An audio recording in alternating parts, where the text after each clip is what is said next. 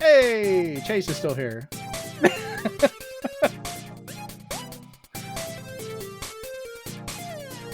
Steven, is not funny holding still like you're frozen. I can see the reflection moving. All right, welcome to episode 176 of the Zenspath Entertainment Network Podcast. I'm your host, Jeremy Powers, and joining me once again, everybody is here. This is the Smash Ultimate of this show. All five of us are included. So starting off, we've got Steven. I have no memory of this place. The Wario to Steven, Chris. Our DLC Mii Fighter, Chase. G'day. And Rachel. I couldn't think of anything funny that time. I was going to say me with new hair options, but I didn't know if your hair looks different than it normally does. No, if Pauline... Glasses and new hair, so I mean, it's like a new me setting. If Pauline was put into Smash Bros. You don't look like a rock. I don't look like a rock, but I do have red hair. Yes. Well, on today's show, we're going to be talking a whole bunch about the belated Xbox Direct that happened literally the day after our last show 2 weeks ago, because we had to take some time off. Lots happened. Yeah, a Donkey Kong Direct, Microsoft announcing new hardware and also not doing hardware. All kinds of weird things. Some criminal activity. It's just a smorgasbord. This is an Xbox.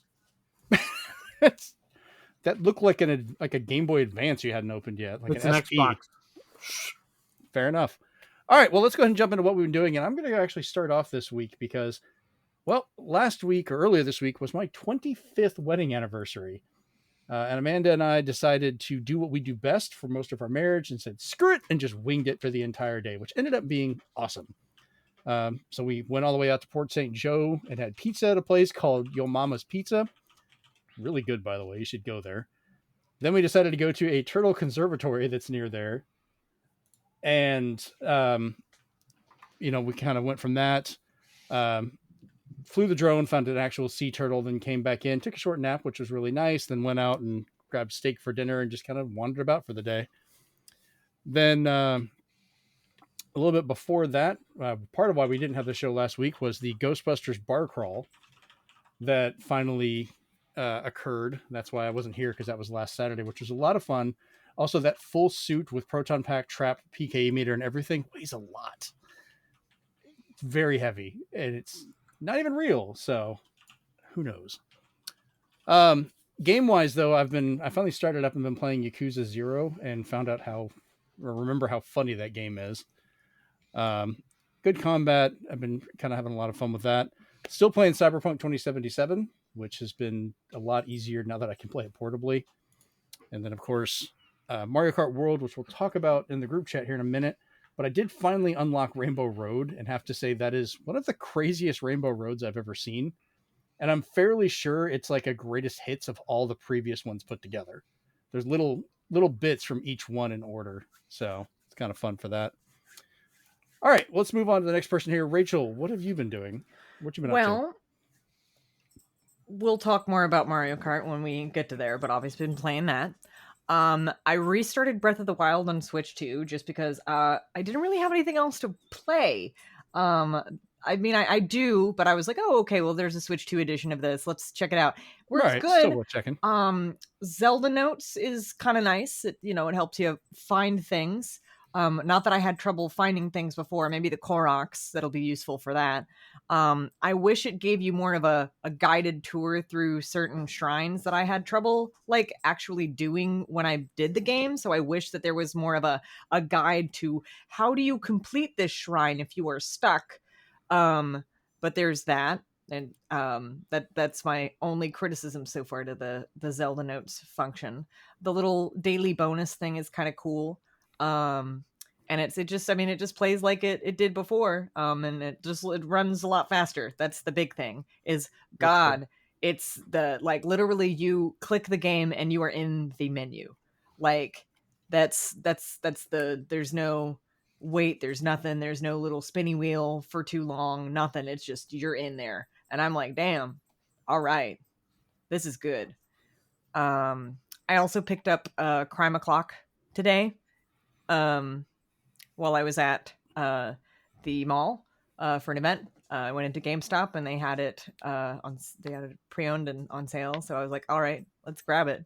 Have you played any of that yet, Jeremy? I haven't played it yet myself, but I know you picked it up. No, I played it for a while. I was telling you guys how it played for the first little while. I played it for a couple of hours. Yeah. It was interesting. Yeah.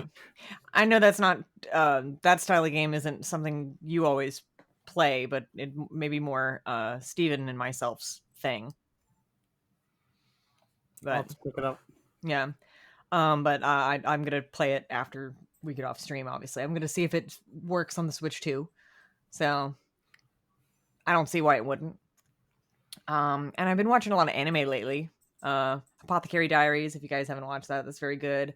My Happy Marriage, which is on Netflix, Black Clover, and I'm rewatching Seven Deadly Sins from the beginning, which is a chore because there's a lot of it. Like a lot. So, but that's what I've been doing. Nice. All right, Chris, what about you? What you been up to? Well, I played Expedition 33 mostly about halfway through Expedition mode, and then I got my ass beat and played it at story mode to my personal dismay, but it's still a beautiful game and probably one of the best RPGs I've played this year. Aside from that, I've been enjoying that too. it's a good one. It really is. It's one of the more surprising and emotional RPGs I've played in a while. Oh yeah. It's very, very, very impressive. Yeah. And, more people need to get bored at Ubisoft. I'll say that. But I also been replaying Bug Fables, which I haven't played forever, and I never finished it. But, I needed something to do in between RAIDOU, which I'm still thinking of which version I want to get. Because PC, Switch 1, and Switch 2 all have different things going on. But yeah, that's about it. I think a lot of that comes down to Switch 2 being a keycard or digital only, and then Switch 1 actually has everything on there, but not the enhancements. It's kind of weird. It's a tough decision, and I think a lot of games are going to have that decision going on for a lot of players. So we shall see. All right. Chase, what about you? What you been doing? Haven't been up to a whole lot. I've been playing Doom: The Dark Ages off and on. I'm up to chapter 17, I think. And then I kind of gotta every now and again I get the like want to actually like play like a racing game or like different style of game every now and again. So I got back into GT7 a little bit, and I've been really enjoying that. And then yesterday, just thought I'd throw it out. I know we're not really into the sports scene or whatever, but the Canterbury Crusaders last night in the freezing cold won the Super Rugby Pacific Final at home. It was a hell of a... They bring the freezing cold over here? You guys will get it soon anyway, and then we'll be stuck with the 30-degree weather. But yeah, it was a pretty amazing experience being there with all those people. The whole city was just in an uproar. It was good times. Very fun. Nice. All right. And lastly, Steven, what you been doing? Well, I meant to play games from Steam Next Fest over the, and as you can actually see, though, there is a game missing, because I played Expedition 33 so hard that a few things happened. I ignored ZZZ. I feel so bad. And since you use the right bumper to parry in Expedition 33, instead of hearing, we hear nothing.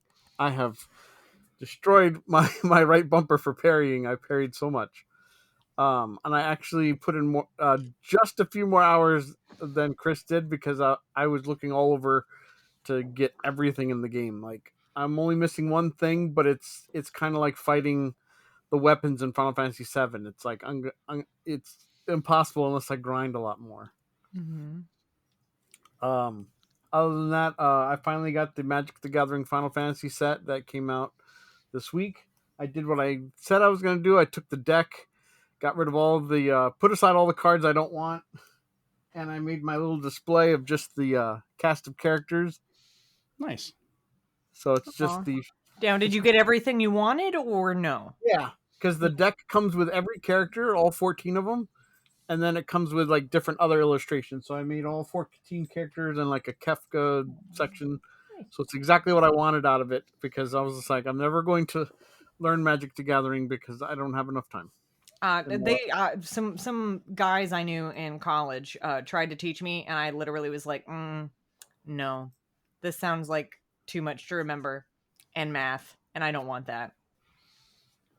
I'm still out there being one of the few people who are exactly who are supporting game key cards. I recently purchased RAIDOU as well.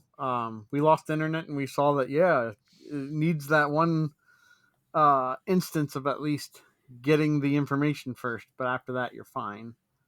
People still don't understand that. But I'm okay with it because I still have games that are tradable and playable, so it's like I don't see the issue right now as they try to get cheaper cards out there. I just continue to hearken it to the days of old where you had to for installing discs on your PC. It's very similar to that.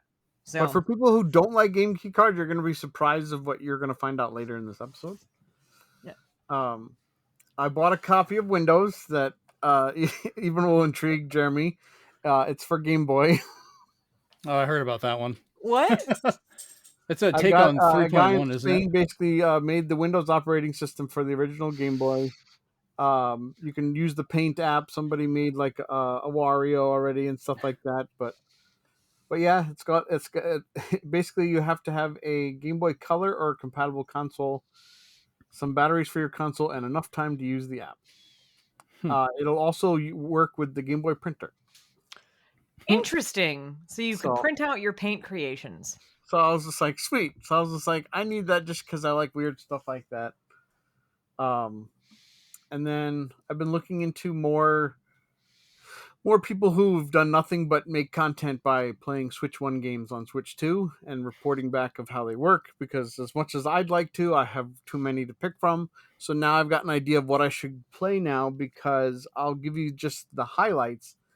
People have found out that if not the second one, but if you play the first Mario plus Rabbids, it actually bumps it from 30 to 60 locked. So it becomes like a Mario plus Rabbids remastered, so to speak. That's cool. So if you want to play it in full 60, you can. And then one of my games that I love the demo and now I can play the full game of is Bakaru, runs at a full locked 60 as well on Switch 2. So fun fact, if you try to play the the Tasmanian Tiger collection, like the Bush Rescue version with like that has 3 games in it, you can't really play them without skipping the cinematic cutscenes. The devs already know about it, but they are too busy working on updating and doing some things with it. They were part of the team that did the updated version for Legacy on the Switch. So they are Switch 2. So once they finish up with that, they'll go and they'll fix what's wrong with the collection. So. I think that happened with Mortal Kombat 1 as well. Mm-hmm. So as Mortal long as Kombat 1 technically works, but it's not on the eShop for you to download on Switch 2. Yeah. So, but it does work, and they said it plays beautifully. So hopefully Nintendo will just be like, "Well, here's the patch to allow it." So hopefully they'll get that sorted out. So yeah, they did patch a bunch of stuff recently. So now Pikmin 3 Deluxe works fine now. That's good. As well as some other games. So. And I imagine we'll find that out with a lot of Switch games that developers really want people to play on the Switch too. So it'll be a process. So maybe by fall, a lot of these little issues will be fixed. Maybe we'll have to see. And the last thing I'll mention is anybody who beats Expedition 33, you're going to have a contrasting opinion of one or the other situation. Oh yeah, there's like all I'm not anywhere near the end or anywhere near the middle. But I'm just saying that Chris chose one ending, I chose the other ending, and I didn't choose it just because there's the other ending. I had that in my head from the start. Yep. So, it's I have been been a very told interesting discussion with him over the. I have been told that there's some Kingdom Hearts level meta story kind of stuff going on, and I've noticed that. So, but Except it's easier to understand. I'm about to say that actually kind of makes me want to play it less.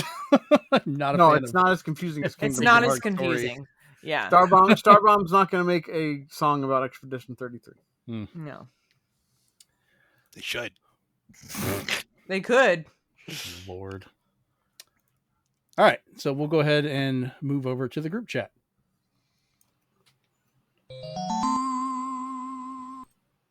Ooh, I shrunk the window. All right. How dare you? I double clicked. Damn it, mouse. All right, so all of us, except Chase, have played Mario Kart World recently. Well, your time will come, Chase. Your time will come. He's like, I got Mario Kart World. We moved on from that. I really want you to get it because Mario Kart Universe now. Get out of here. Well, yeah, I really want him to get it so we can try online and try game chat. I really want to know how it works with the dude all the way down in New Zealand. Listen, But can you imagine all five of us playing Mario Kart together? Somehow Chris will still just be a dot. I don't have one of them fancy schmancy Switch 2 things, so not yet.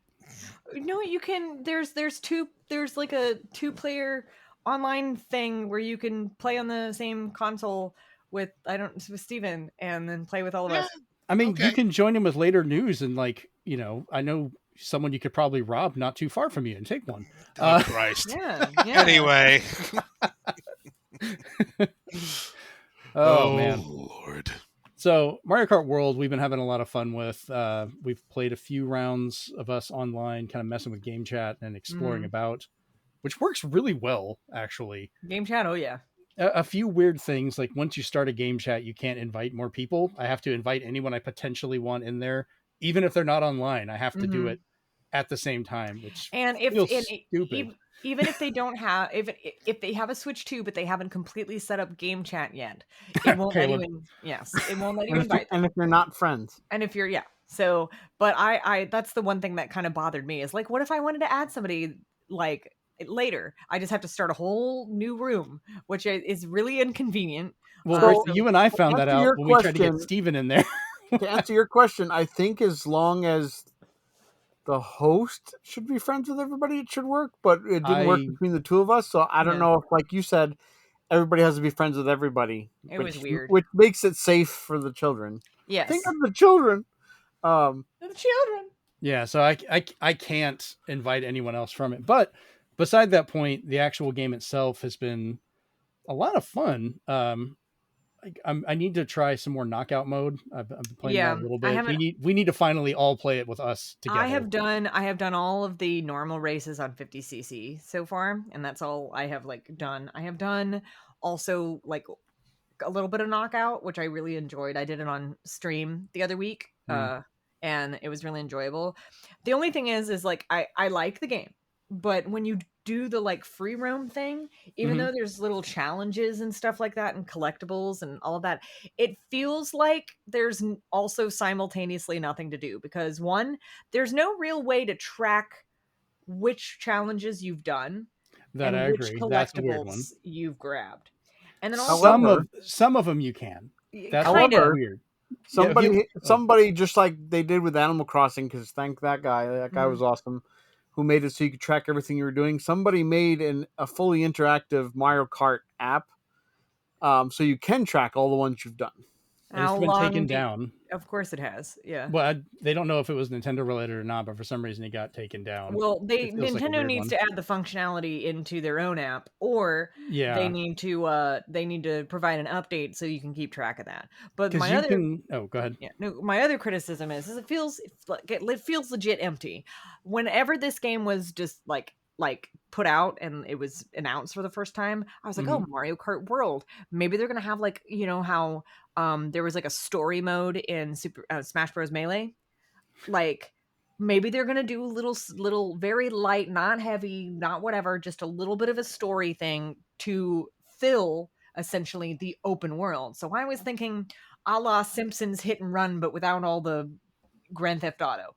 Well, I Um, think I know the reason why it's like that. And there is actually, and it's not just them doing it. Forza does the same thing mhm. because you have the stuff spaced out to find. It's like if you find a P switch, um, it's going to be like it's got to be able to make that track and have that open area. So Yeah. instead of them loading in things and deleting it, they leave that empty spaces between them to make the tracks and do the challenges so they can do different ones, Oh yeah. which tends to be how that works on there. But it just felt like it was missing something. And I feel that if they added just a little bit more, like something like that in there, like just a little bit of a story or something, that it would The feel stories, less yeah, empty. story stuff could be a little bit different, but I'm like, just from a technical standpoint of how it is, like, it can't realistically be full. You're not just walking around, you're driving Oh a cart no. and jumping and stuff. And, No, I know well, that no, that high. some people, I know you're not, but some people have made that argument. Like, I wanted to feel like I'm walking around like Mario Sunshine. And it's like, no, that doesn't work in a and cart. that's- Shoot. I and think they that's- wanted it to be like Lego City Undercover. 'Cause Yeah. Nothing's gonna be even like how that. that launched with Wii U, it was like Lego Grand Theft Auto. Mhm. Like If I had to give my like opinions on it, it would be that because it's the only first party release that's really new, mhm. while everything else is like either a port or they're playing the Switch 1 games, Mhm. is that people are diving headfirst into what came with their system. So it's what I like to call like you're getting overexposed. So you're doing so much that Mhm. you're running out of things to do or you feel a little bored. Yeah, So, so and I brought that up to somebody today and I was like, I am so used to having two Nintendo games at launch that are new. Because that's kind of been the way that they've done it, is they've either done two at launch Well, you or technically do. You got Mario Kart and no you got Welcome Tour. no. That Hey, that's a lot of that- work in Welcome Tour. I'm Welcome sure Tour is not a game; it is an exam. it is an exam. Yes. It's a museum with tests. It's a museum with tests. It is not a game. And like so, but the thing is like, because with the Switch, we had what, Odyssey? No, Odyssey didn't come out for months until after the Switch. But like there was something else that came we had, out Breath with of it. the, we had Breath of the Wild, the which was Wild. at least an Yeah. open world. Which Like, was it do was anything open you world, want. but there was a lot in it. Yeah, There's a lot of that empty was space more in that like one, too, do which is whatever you kinda- want, and there yeah. was so many Yeah, varieties. but of things you could do. it just felt like a stronger launch. The fact that if it were me, if it had been me, I would have done Bonanza at launch. So I'm going to note right now, before you got on the show, I told the guys you were going to have this argument, and I Mhm. already had an argument against it because I knew this was. Listen, I get why Nintendo didn't let's do have that. an And argument, it's please. smart that they I- didn't. No, oh, it's not an I mean- argument. I worded it badly. I know why, because they wanted families to be able to play something together. I get it. Well, it's not Like- even so much that Mario Kart, when it first came out as the main game, Mhm. it does, like, you're not wrong. It does appeal to a lot of people. It Mhm. shows the online. It's a good pack in and everything. And then they're wanting to take the time to get that base going because Mario Kart's that's gonna be long legs. It's always yeah. been long legs. I can't wait to see what updates they do and other courses But- that they add. The So- day that game came out, people were already spoiling stuff for Mario Kart, which isn't a big a deal. It's Mario Kart. You're like, whatever, Mhm. I get this character, that character. Now imagine if that had happened, you're trying to get a Switch 2 and Donkey Kong came out, and people are spoiling stuff for a single player story-based mode, sending it out there and doing that. I suppose. And we're going to talk about the numbers, but they've definitely grown a pretty good amount of people to support that single player game. And you're right, it is a little dry. Nintendo likes to have one game a month when they release stuff and they've got a Mhm. consistent schedule. Following that, I still think, and we can disagree on this one all the time. It's fine. It's not going to affect us either way. I need to know But- what I can play in August. Yeah, no kidding. I agree. You're telling Um, me. But Donkey Kong, I think, was a good start, along with the other stuff, as well as, and then we've got, or Mario Kart was it? Did I say Donkey So Kong? Didn't I? if But Donkey yeah, Kong, we got coming next nitpicks month. I I'm have excited for. is I really wish, at least for 2-player local, I wish that they would allow for a 2-player local free roam. I know they do it Yeah, while you're there's waiting for a track to load or waiting for the host to decide things, which is Mhm. really cool Yeah. online. But when I was kind of like playing it with Chris, I was just like, it would be really nice if just the both of us split screen could just explore.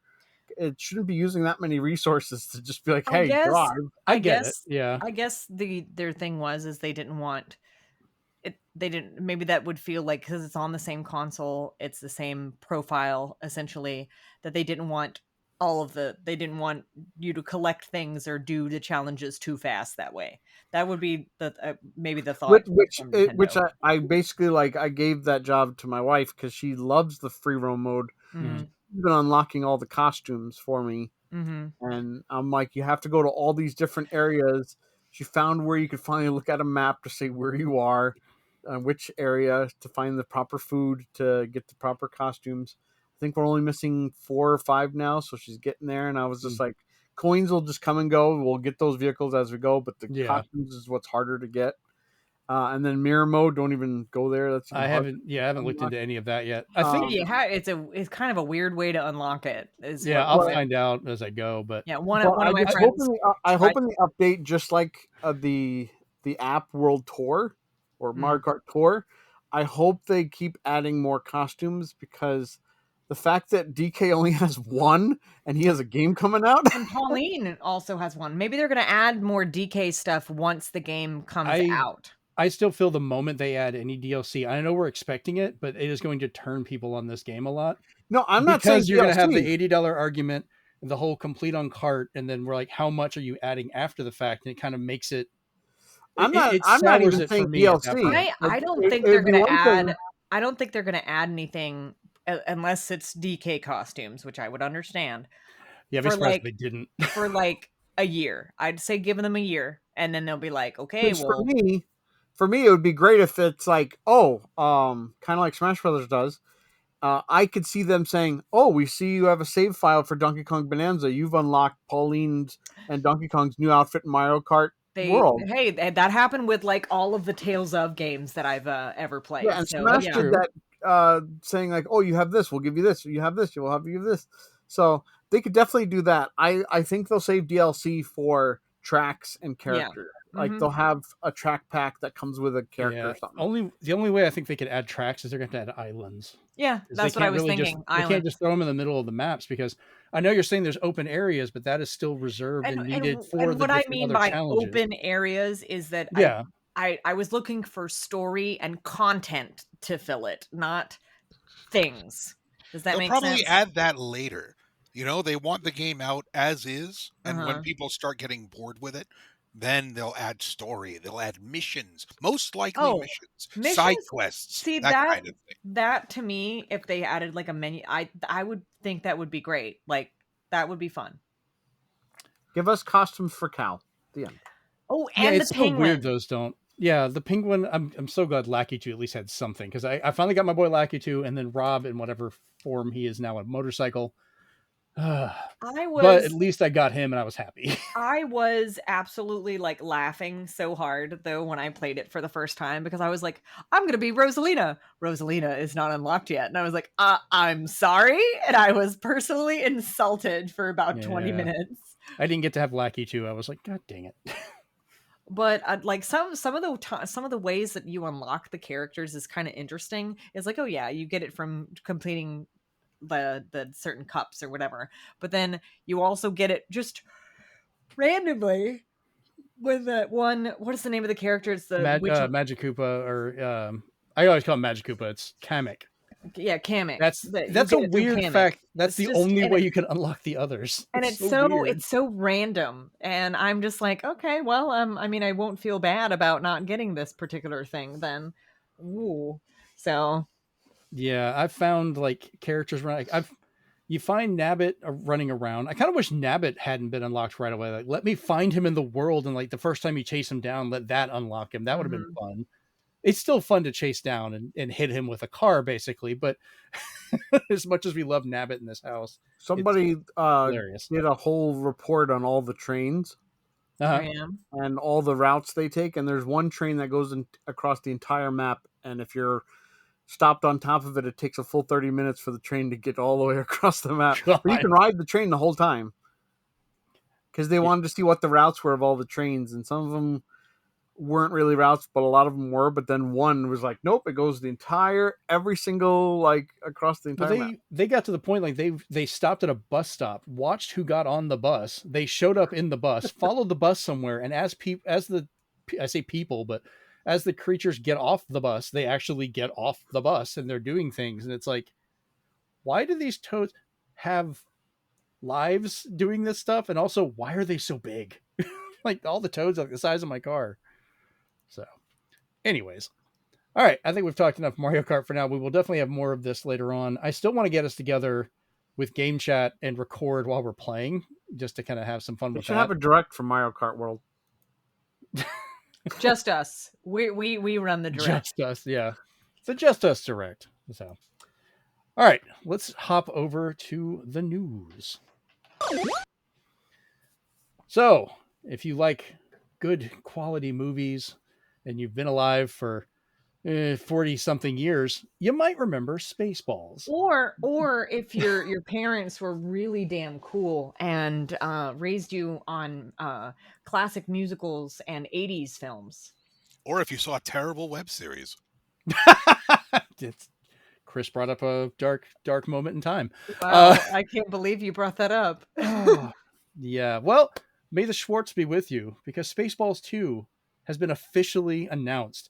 We're not talking about all the people wanting it to happen and so forth. No, Mel Brooks, 98 years old, by the way, officially announced with a hilarious trailer spoofing all kinds of sequels and series over the years. I was laughing watching that. Yeah, it was great.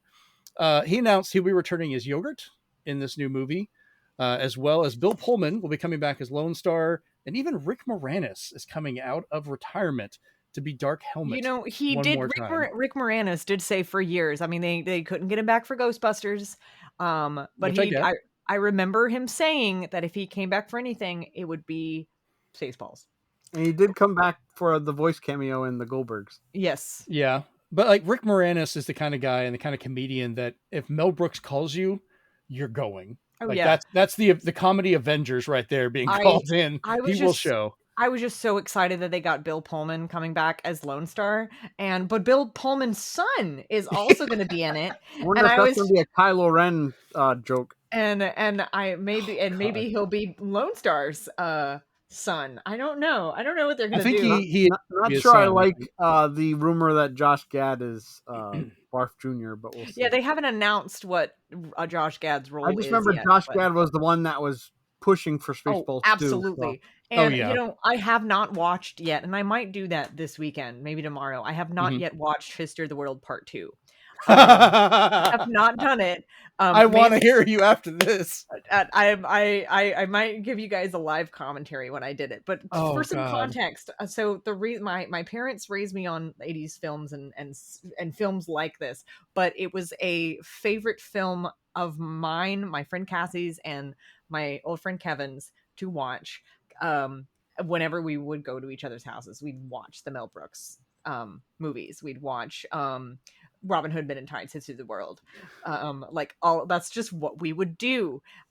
Kevin unfortunately passed away a couple of years ago. So when the History of the World Part 2 was around, and now this, I'm just like, oh man, he's probably in the afterlife just royally freaking out. So there is a sequel series to History of the World Part 2 that's coming out that he's helping to make as well. Another one. It's not a movie, it's a series of short episodes that they're being released online. So there's going to be another one, because I know History of the World Part 2 is a Hulu thing. So I think I still have it on DVD. The first one, I don't have that one. I have to. Which, for those not aware, History of the World Part 2 is the first one. That is literally the joke, is the name. There is no Part 1. So a lot of people don't get that.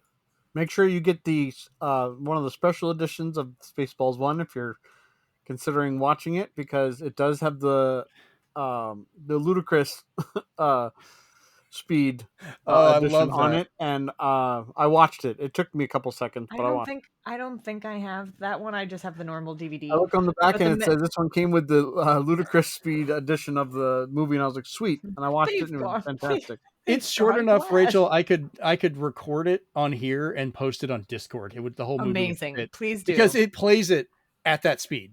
But I just remember. I remember the part from History of the World, that one. Where it's advertising the next one, and it's like Jews in space. I laughed for like 5 minutes, and because it's the basically the Death Star, but it looks like the Star of David, and I was losing it. But oh man, they see. Here's the thing: they don't make movies like that anymore. Like they don't. And even though Spaceballs 2 is going to be, direct sequel, the comedy will have to be a little bit different because he's almost 100. He don't I give know. a damn. He's still going to make he some don't. jokes. But here's the thing: the History of the World Part whatever, the sequel series, the jokes are not.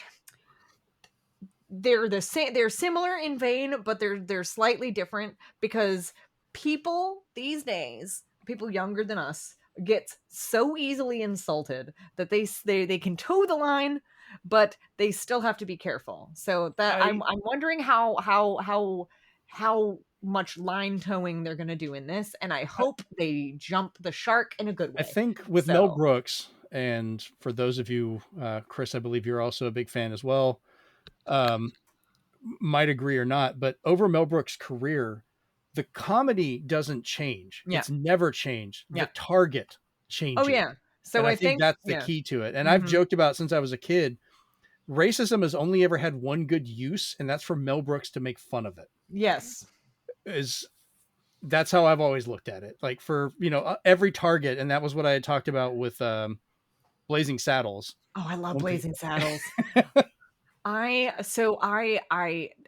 going on a little bit of a tangent here, but it's Mel Brooks. We can do that. Yes, exactly.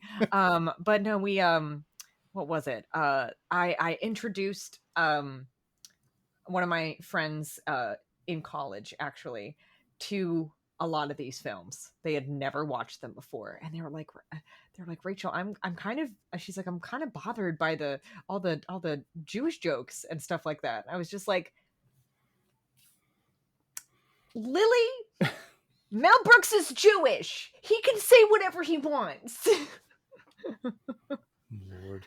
All right, we'll finish. Oh, go ahead. We'll watch Looney Tunes. Yeah, watch Looney Tunes. That's another thing too. All right, so we're allowed. People are allowed to make fun of themselves. Before we move on to other stuff, I will ask each of you what your favorite Mel Brooks movie is. We'll just do a quick roundabout on this one. So, starting off, Steven. Robin Hood Men in Tights. Chase. Robin Hood Men in Tights. Chris. Spaceballs 1. Rachel.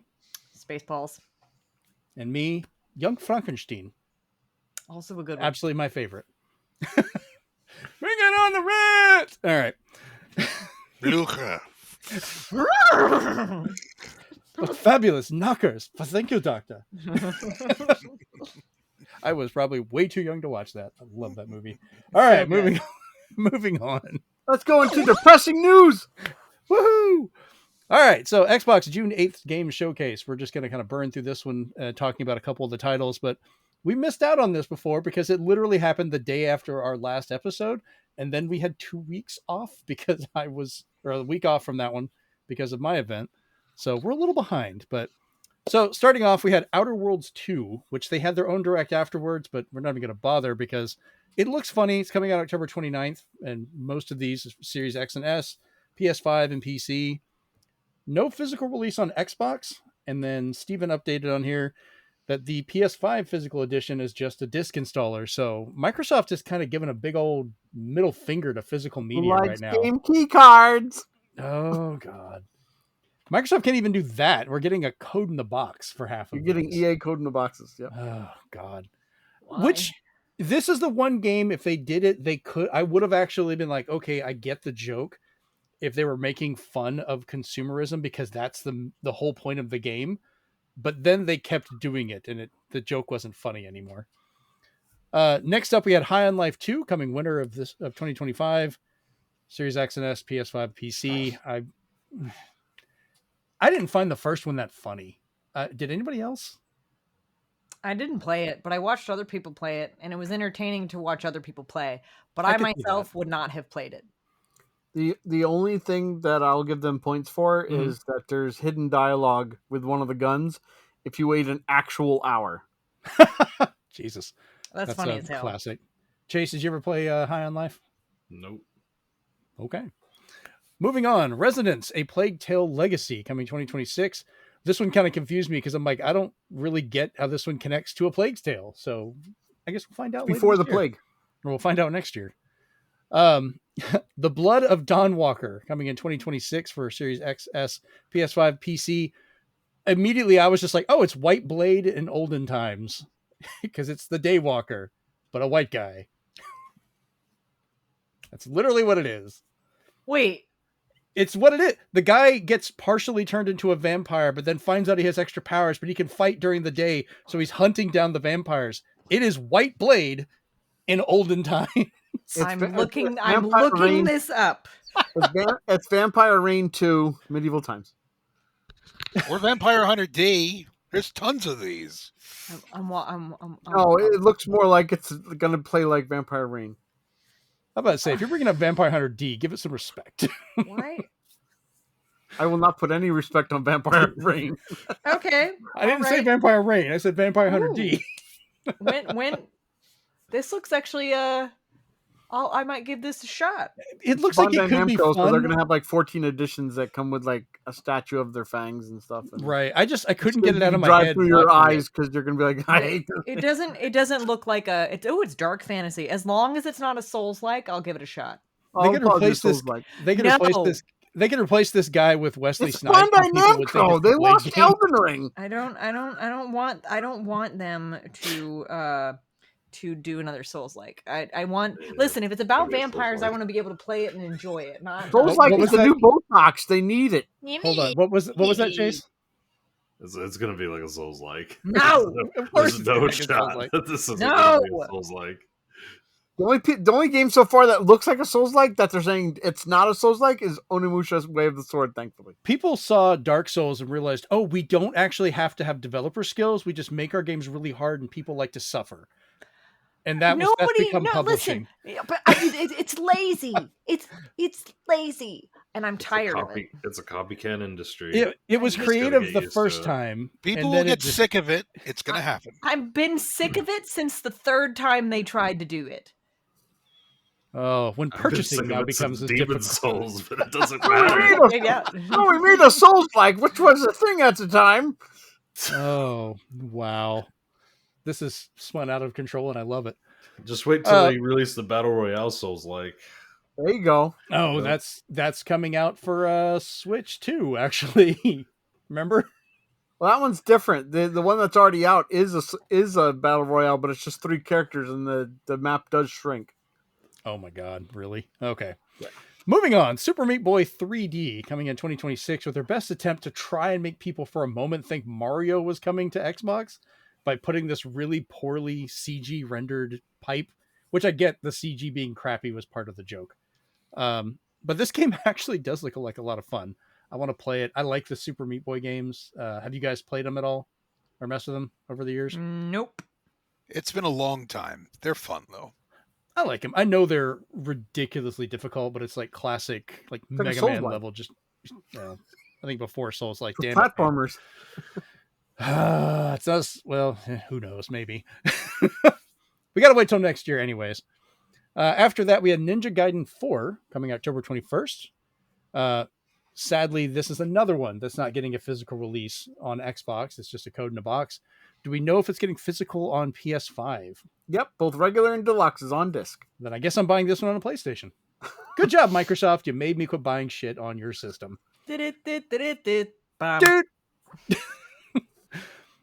Indiana Jones and the Great Circle, The Order of Giants, coming September 4th. This is DLC for, well, Indiana Jones and the Great Circle, which, once again, they managed not to have a physical release of the game before this. I know this is DLC, but I still want to poke at that because it pissed me off. I play that game like once a week, and every time I do, I summon my dad into the room and he watches me play because he likes Indiana Jones.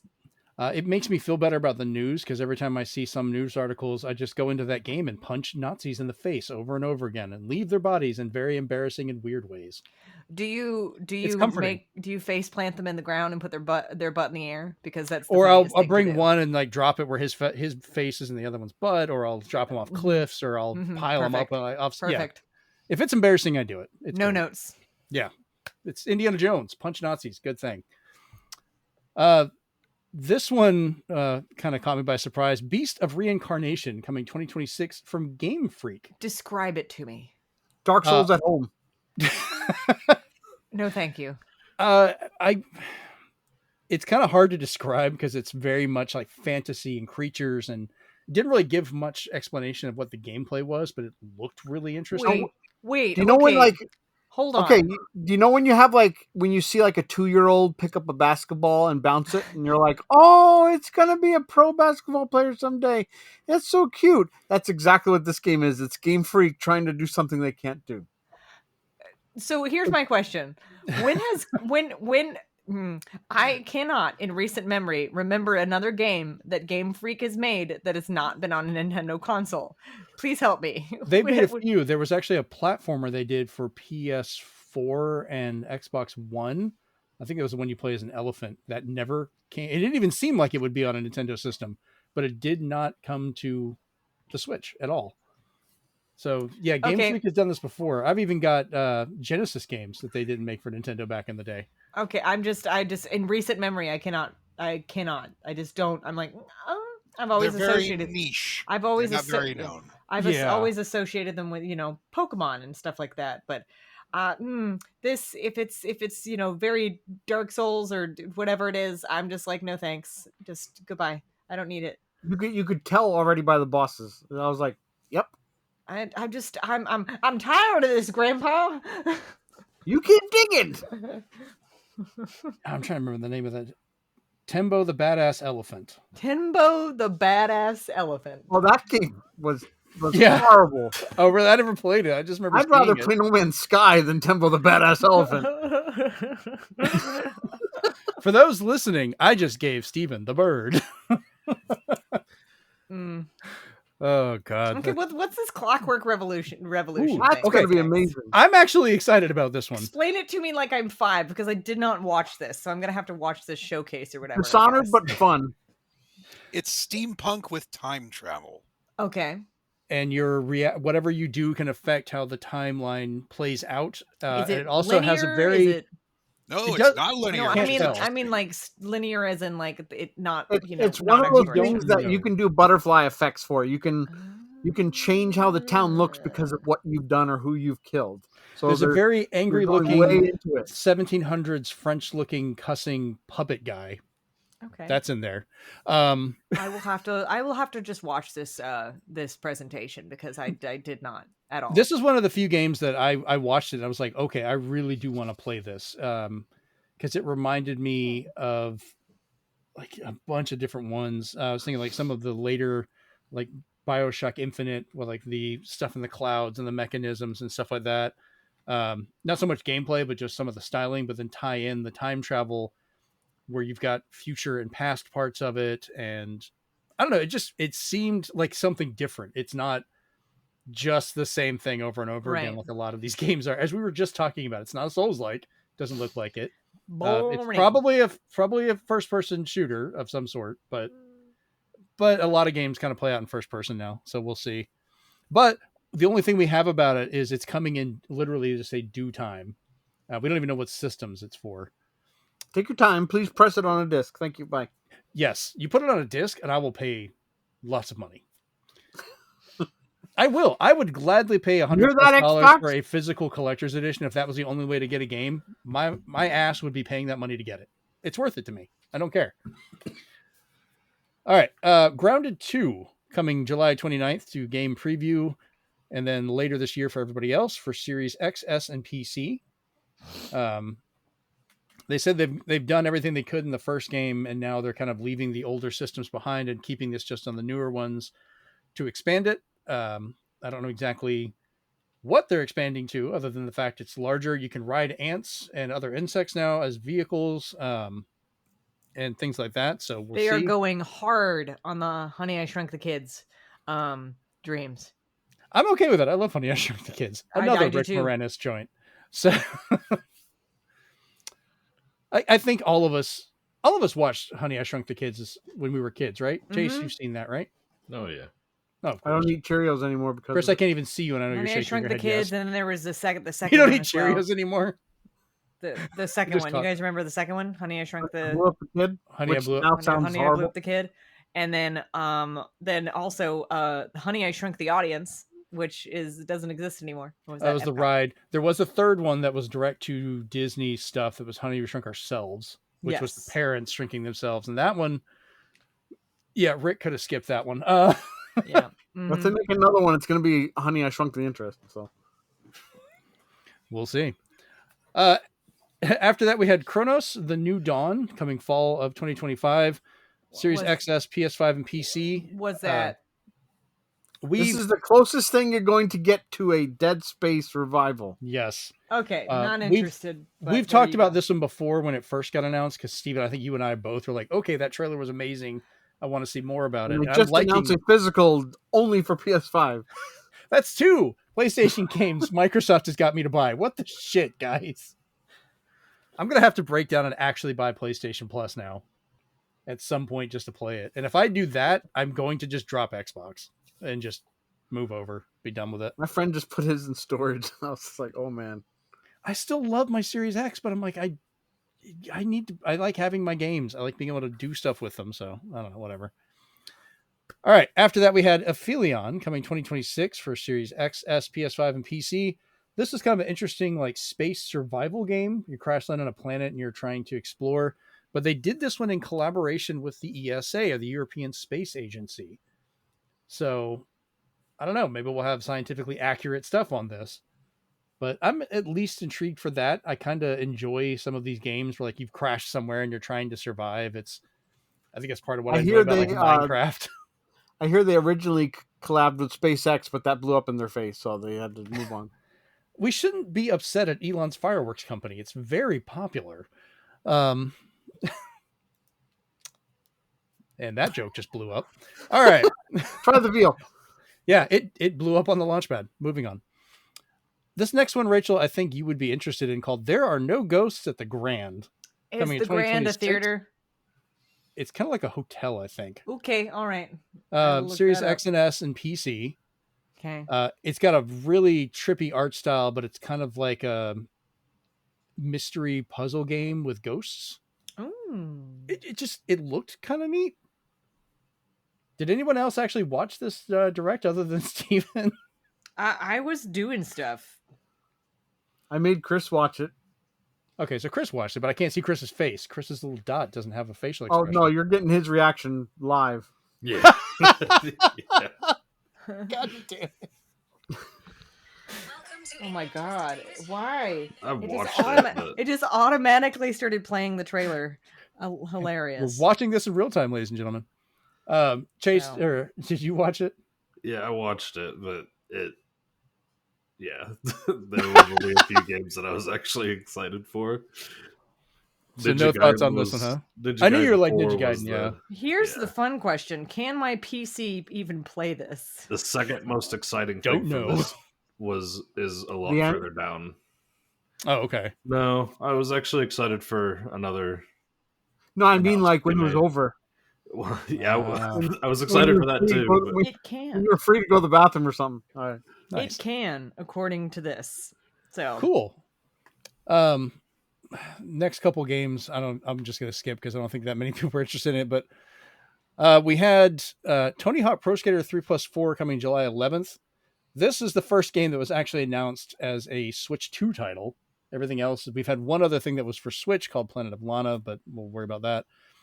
So the only reason I want to talk about this one is, why did it take this long to add Ninja Turtles to Tony Hawk?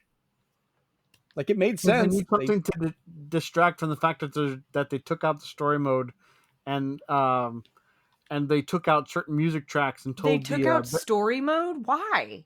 they took out story mode out of 4, and they told some bands, you're not going to be in this one because we're adding in new music tracks. But They told Alien Ant Farm to fuck off. why? But why did Damn. they take out story mode? I don't know, because they said it would be better to have a seamless experience of 2-minute challenges because that's what everybody loves the most. And they No. hate story mode. So basically, this is an HD version of the PlayStation version, because that didn't have a story mode. That was just 2-minute runs. That's Activision's excuse. Okay, It also, this was intended originally to be DLC for Tony Hawk 1 and 2, and Activision shot it down. And then now that Microsoft bought them again, they're letting them make it again, but they're just bringing it back like it was DLC, And they added but not on there. new parks, so they were like, "That's enough for you to not have story mode." Yeah. So here's another question. Do you guys what was it? What was it? Tony Hawk's was it Underground? The one with all the missions and story stuff Bam where you were Margera. going like. Do you think they'll do that one in the future? Nope. He had to fight just to get Bam Margera back into the game. They're not. I don't think they're going to try and port over versions of it that are. He is intricate too. Like you cannot take Bam Margera out of those titles. I did like that they got his song, so the Bitter Being. So there you go. Okay. So play the demo. Sad, because that's the one Tony Hawk game that I played and I really liked. So You can play the demo on everything but Switch, so you're good. okay. Which is weird. Yeah, I'm probably still going to get this eventually just because I enjoy the skateboarding part of it, but I'm not buying it right away. I'm not like in a huge rush. Just don't buy it on Switch. Code the box. Damn it. But hey, we get Doom Guy. He's a skater now. Like Ninja Turtles makes sense. Doom Guy feels kind of weird, but whatever. There's a rumor that one of the import versions might be on cart. Stay tuned. Yeah, that'll determine if I'm going for that or not. All right. So Gears of War Reloaded for August 26th. We've talked about this a little bit before. Free upgrade for those that purchase Gears of War Ultimate Edition. But then I ended up getting a message with the upgrade, even though it was physical only that I had. So I guess maybe they're looking at when you played it, looking at your achievements or something like that, and determining and still giving out the game. Interesting. But regardless, Xbox is not getting it physically for a damn Gears of War. But I think... Well, anybody who's been collecting all your Gears of War games, time to break that combo and get it for PS5. Which just... Yeah, I'm ordering it, or I'm getting it from a guy here recently. He's got the Gears of War trilogy on 360 that has all the DLC on the disc. And that was the only way to get it physical. So I'll be getting that later this week. So ironically, I'm going to have every freaking Gears of War on Xbox, but this one, because it will just be on PlayStation. I don't know what is up with Microsoft in this, which I kind of might. We'll talk about it on our next little news bit. Persona 4 Revival coming for Xbox S and X, PS5, and PC with no actual date given. Did you watch the whole trailer though? Kinda. Like this is more of like, how was Jeremy's reaction going to be to it? Or I hadn't heard from Chris. I didn't know if he'd call this a teaser. This was like, sorry, here's the fact that we're making it someday. Blinking, you miss it. Yeah. Right. You know what the killer is? What? It worked. That's all you needed to see, and all the people were like, "Oh," and that's it. We know it exists. That's all we need. You're satiated. Lord. This next one kind of caught me by surprise. I was happy to see Invincible Versus coming for 2026 for Xbox Series X, S, PS5, and PC. This is developed by the newly formed team of the Killer Instinct 2013 devs. It's also, from what I had originally read differently, was the same people that had done, what was it, Dragon Balls, the fighting game recently, which is why it had a similar fight style to it. Maybe that part was incorrect, but I think Double Helix? Or I think they had some of the team from it.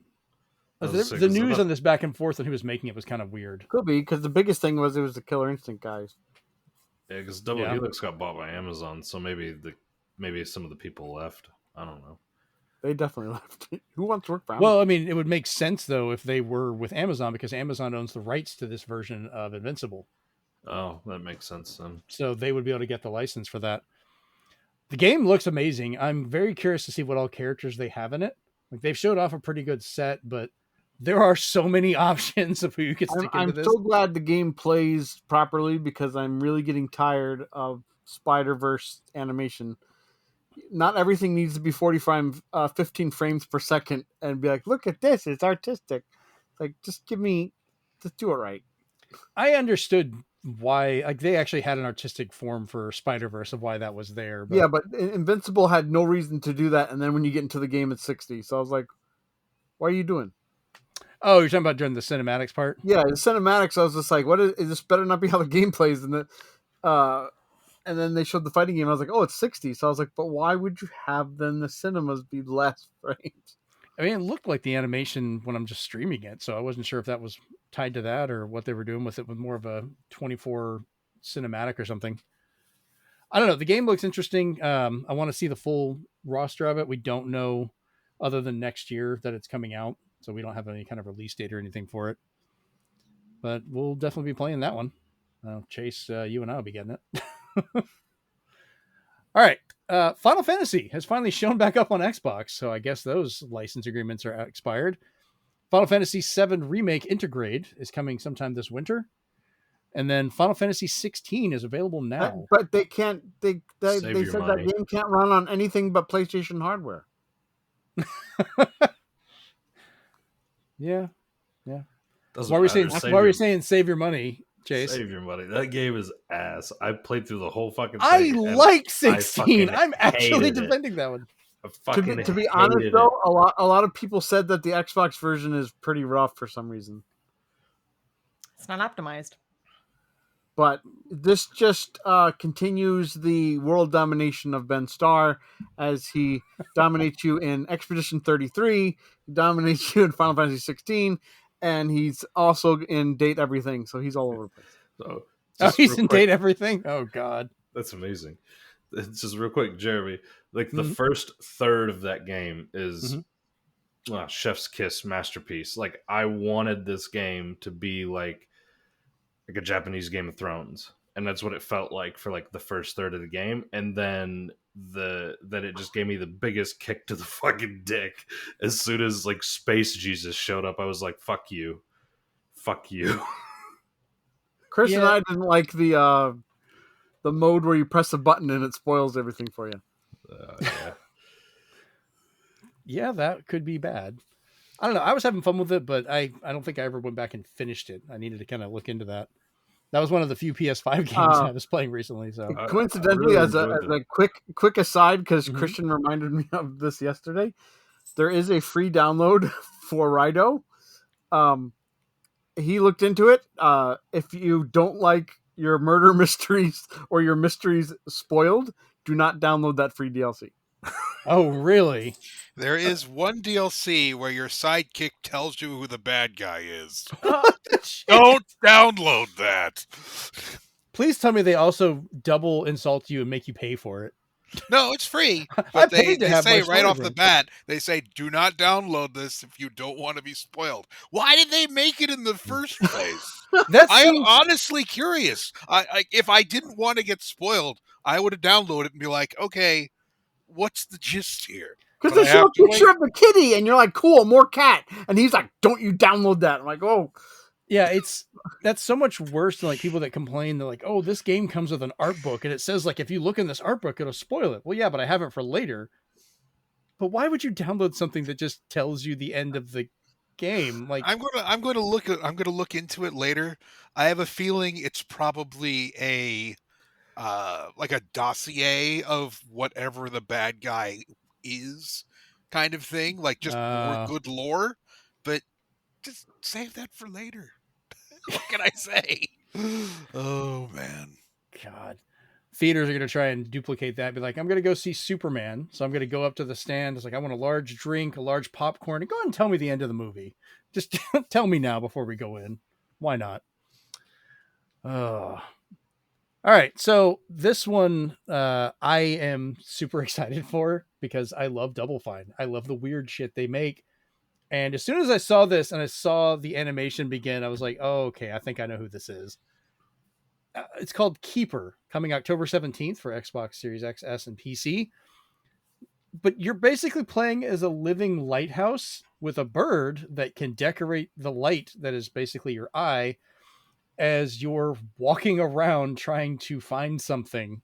But just the exploration and the art style of it, just I'm excited for this one. I love how it looks.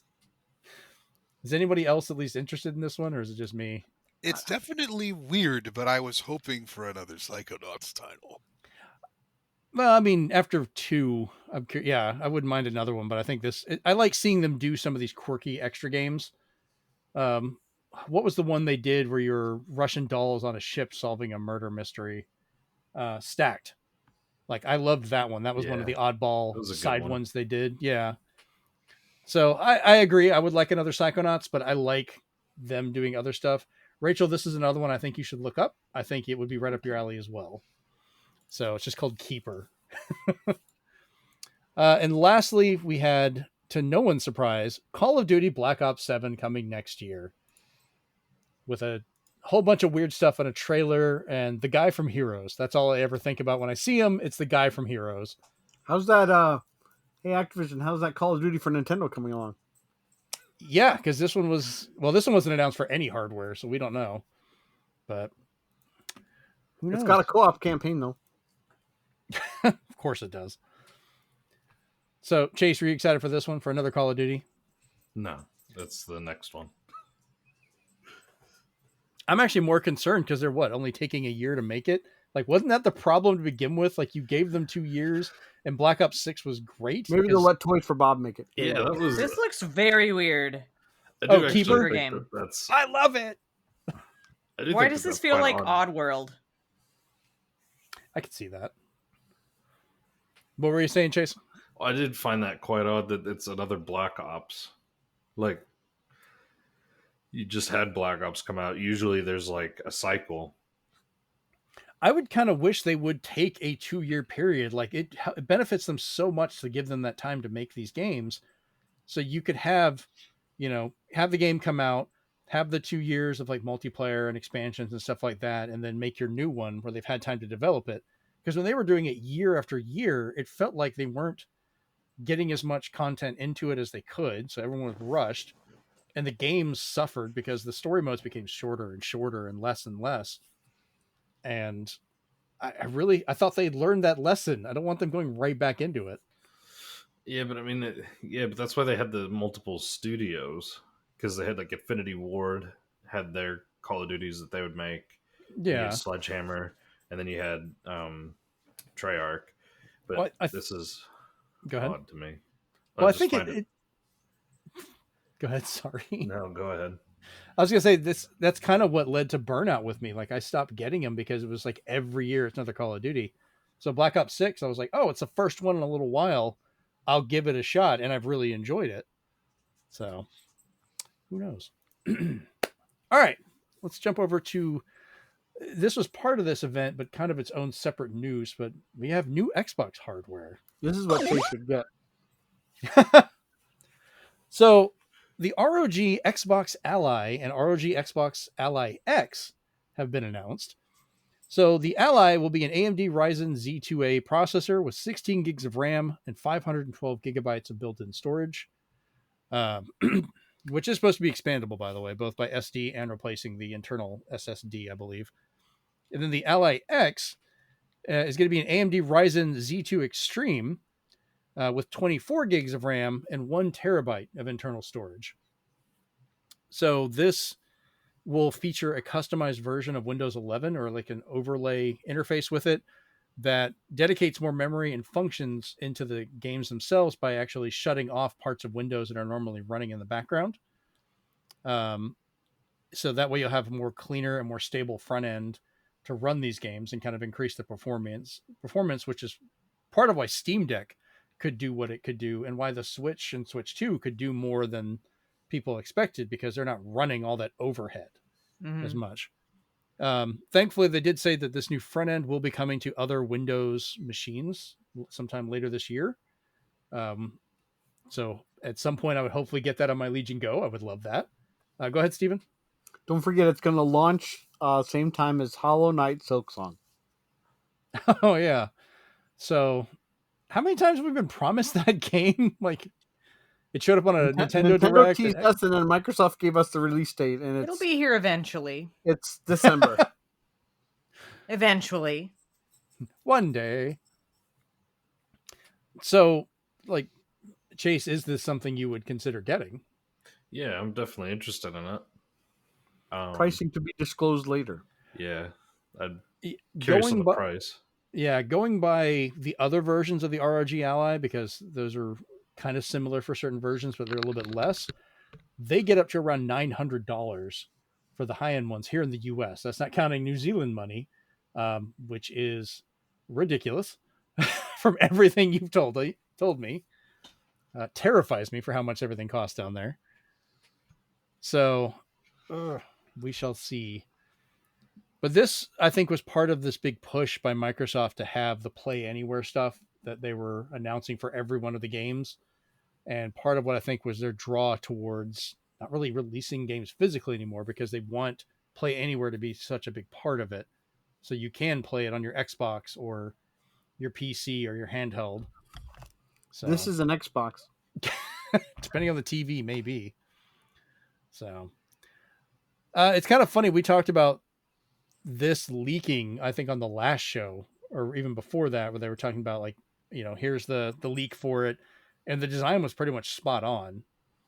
But I guess Microsoft, But they did cancel their first party version, so there is no first party version. I don't know that it's canceled. I think it's postponed because they've talked about how they're going to be releasing more hardware, and they mentioned. Well, I mean, they're portable. Like, their portable is essentially canceled, but hardware's coming. Yeah, I think for part of it. But let's go and jump into the next part. You're not going to get an Xbox made portable. That one's going to be partnership. Their next home console will be them. Yeah, probably. All right, let's jump into our next little bit of Xbox news then. So Xbox and AMD have formed a new alliance, announcing when this was announced, by the way, I just wanted to tell you guys, that video that is like, would you like to form an alliance with me? That's literally what I thought when I read this. I was like, oh Lord. Yeah, you're welcome. So the announcement came from both Microsoft and AMD that they were going to be developing new chipsets and hardware together for the next couple of generations of Xbox hardware, both consoles and portable devices. So I think I agree with Chase what he's saying earlier. It's not canceled, it's probably delayed. Yeah. Though, I mean, it'll be nice to have a first party option, but I think they're putting their eggs in so many baskets of ROG Ally, Legion Go, and all these other ones being able to do it that it's going to kind of water it down. Like, why do you need that? So I'm curious what their big push for that's going to be. I don't think it's going to be capable of playing anything the other ones can't, because we're not going to have a disk drive or stuff like that. I heard somebody send a message. I didn't see where it was. Anyways, it's in the Discord. I can't get it to open up. That's okay. Oh, it's the Disney thing. It's not important. Well, I just realized it was clicking going up. So yeah. Anyways, so this has kind of led to a worry for a lot of gamers with Microsoft making, these decisions where if they're going to have, because they're not offering physical releases for a lot of stuff, if these new bits of hardware are going to even support physical media. They stated that the games will let you play your existing libraries, but they never state if it's physical libraries or digital libraries or just Game Pass or Xbox streaming. They could pull a PlayStation where they're like, yeah, you can play all these PS3 games on there, but they're all streaming to your hardware. They're not natively running. Which works for some people and does not work for a lot of others. So kind of hope that's not the case. Oh man. I don't know. So like I said, AMD is what a lot of the companies work with now for hardware. Nintendo's kind of the odd one out, working with NVIDIA. And I think the description I had for that is AMD, or that I'd read, AMD focuses on x86 style chips, which consoles tend to make. It, converts over to Windows and things like that. Intel focuses more on ARM-based, which is more of the mobile side of it for a lot of this stuff, which is why the Switch and Switch 2 were designed with it, with that SoC, and kind of operate the way they do. So who knows? I know we're kind of getting technical and you guys are looking at me like, huh? Anytime you get technical or start talking too much Xbox, my eyes get glazed over. This is an Xbox. Damn it, Steven. Jinkies. I mean, you walked into that one. I did. I am excited for the ROG Ally. I'm kind of excited to see what they do for some of their I stuff. like the storefronts that it's going to use. So you know, Yeah, that's the other thing. I might be interested in making it like a gaming console, but if it can't run Discord chat, it's going to be garbage. Mood. I think that was on one of the when the lady pushed the Xbox button to bring up the overlay to switch through stuff. Discord was one of the things. Yeah, because that I was she like, switched- it's built that she into tabbed Xbox. to. I was like, it better work because Steam Deck. Ugh. Well, here's the Jeremy. thing though. The ROG is Windows. So if you could, they even said like you could run Photoshop on it if you feel like it. Like it is still a Windows machine that you can run these things if you want. So at worst case scenario, if you're not even going with the integrated, you just install Discord and use it. Go ahead, Chase. What were I you don't gonna know say? why you wouldn't go with the integrated, but Well, I mean, like for the handheld, if you had to. yeah, but so that Xbox, that new like software that like Mhm. Xbox is pushing with the ROG Ally X, they are releasing that for other stuff down the road, Correct. but it won't be till 2026. That makes sense. I mean, because they're going to want to push the ones that they partnered with. Yeah. I think they said that before that, other previous ROG allies will have access to it. So if you've already got one of the two models that are out now, that will get it first, and then other companies or other devices can have access to it later. So either way, I want that on there. They gave the option for me to put Steam OS on my Legion Go, and I was like, hell no. Because I would give up being able to play so many games just to have that. Like I would lose most of my library immediately, and it was like, why would I do that? So, all right. So let's bring Rachel back into this conversation and skip over Donkey Kong Bonanza. No, Coming July 17th. No. And I'm we're out. so excited for this game. We didn't know. It's so good. Listen, Are you gonna dress like Pauline when you play it? Don't tempt me, okay? I can put my hair up in a Oh, little, I'm challenging you. in a little thing, and then tease it so it sticks up. And I'm about to say, put would on you? a muumuu or whatever she's wearing? Weird. Oh, loose okay. jeans. I was thinking more of like the New Donk City version, but No. Why okay, would I do that? because it's still Pauline. I don't know. Okay. All right, so we found out Pauline is a little character Oddrock the whole time, which got leaked thanks to Nintendo of Korea dropping that a little early on their website. Thankfully, I actually didn't see that leak. Neither did I. It got leaked for me when I was at work trying to get there, and Rachel's like, Pauline! I was like, damn it! But I didn't give context. You I didn't, just went, but Pauline? Yeah. I was like, I'm not at work yet. But no, Oh. it was so cute. I watched that happen in real time, which is the first time in a long time that I've been able to watch a direct actually at the time that it came out. Because it was a weird time because it was right as I was driving to work. Yeah, and I happened to be off on Wednesday for a doctor's appointment. And I just oh, okay, well, I have time to watch this. And I sat and I watched it, and I was like, and I shit you not, I literally was like, maybe they'll drop a demo. They did into Target. Into any store that has a Switch 2 demo unit, in their Switch 2 section, sure, but not on the console. See, I thought that maybe they'd put a demo on the eShop. Wrong. Could they still? They could. They very well could. I don't think Mario Odyssey ever got a demo, other than the short one they do in stores later on, because they don't normally take the time, because it's supposed to be an open world with all this stuff in there. They'd have to go in and either take things out or find ways to lock it or stuff to go through. So they probably just worry about development, just want to get it out the door. It'd be fun, but I think they usually use previous builds and people watching you for a lot of it. I don't know. I'd still want to play it. It's coming out, as Steven said, July 17th. So we've got just about a month left to get it. Nintendo of Japan confirmed that Pauline, I keep wanting to say Rosaline, but Pauline is 13 years old in this one. She's so tiny for a 13-year-old. Yeah, so this might be like a Mario Odyssey prequel or something. In the same Fun- universe, yeah, maybe. Fun fact, though, this is the first Mario character we've really seen as a teenager. Every other character has either been a full-grown adult or a baby. I don't remember anyone being a teenager of the main I thought it cast. was really funny because I saw that comic of your child version is an actual like kid, not a What baby. What the heck? Yeah. Steven, go ahead. So apparently they said that Pauline's always had like a very demure personality, Mm-hmm. but it turns out in this game she's just a little bolder.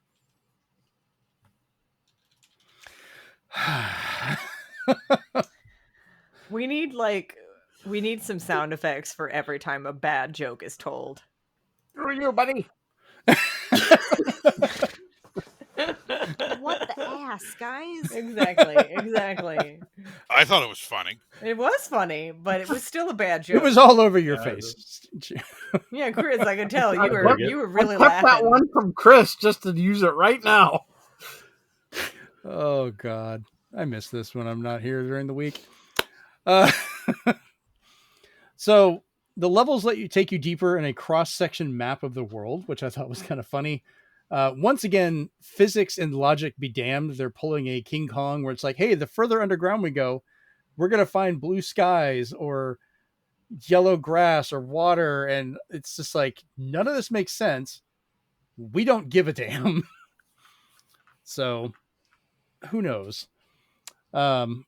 But we're going to get both 3D explorable levels as well as side-scrolling classic style ones, including minecarts, which are always a lot of fun. Fully destructible environments with different materials having different effects, like harder objects breaking weaker ones, and then soft ones being used to build things. So that's going to get hilarious. Go ahead, Steven. And since they actually thought of when you do and you can get stuck in the game, Mm-hmm. you can go to the map and you can reset the level build to bring back all the rocks. Oh, nice. I did That's not know cool. I like in that. the rare event you get yourself stuck somewhere, or like a kid gets himself stuck. Yeah, that's half the fun of that one. So Pauline is music based, as we already know from previous games. She loves to sing and so forth. Yes? But in this one, her singing will actually be used to help transform Donkey Kong into different forms, which they call bonanzas. So you're going to have Zebra Bonanza, which turns him into a way too jacked zebra that's running everywhere, like uncomfortably jacked. It looks so weird. But you can run over water and other like crumbling things to get past. There's Kong Bonanza, which just makes you bigger and stronger, and you can smash through different Super Saiyan. materials. Yeah, basically Super Saiyan. People keep comparing it to something way later in One Piece, and that's too much content. I'm not even going to bother trying to watch that to figure out what you guys are talking about. And then lastly, or at least that we know of, Ostrich Bonanza, where you can glide and throw eggs around. Does anybody else think there's going to be more? I don't know. Maybe.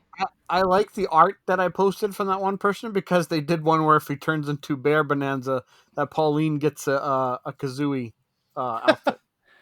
I'm about to say, if you become an elephant, you should just get like a Mario. But you can even tell by some of the characters in this game that not only is it borrowing Rare's music, it's borrowing Rare's characters.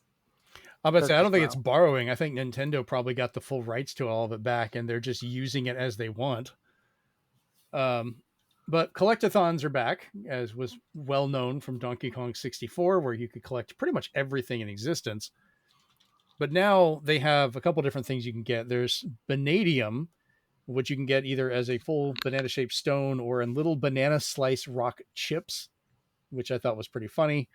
You can use those for skill points to build up and, modify Donkey Kong where like, his sonar when he claps could cover a larger distance, or he could punch harder or dig faster, things like that. There's gold you can get, which you can use for items at the shops. So you just spend it on different things. And then there's fossils you can find, which you can trade in for clothing options for Donkey Kong and Pauline. Which with those, the outfits, you can get new powers, features, and more. Or hilariously, you can just go as literally just naked, which is just Donkey Kong with a tie. They just say it out loud. It's just naked. So, we got to look at the enemies, the Void Company, which are the main baddies, which we've got Grumpy Kong, Poppy Kong, and Void Kong. Steven, you said something about like a Kremlin's reference possibly coming up. Do you want to explain that? Look at Void Kong's eyes. It looks just like King K. Rool's eyes. Oh, is this what people are thinking?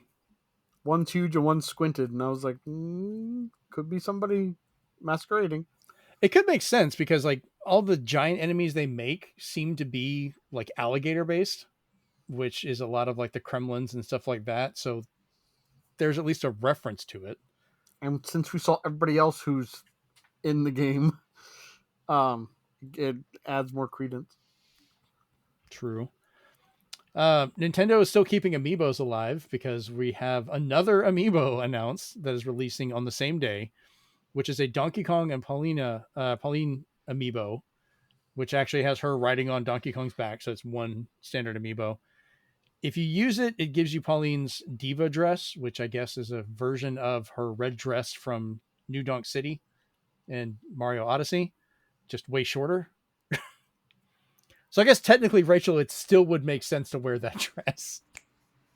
I do have some red dresses. Yeah, see, there you go.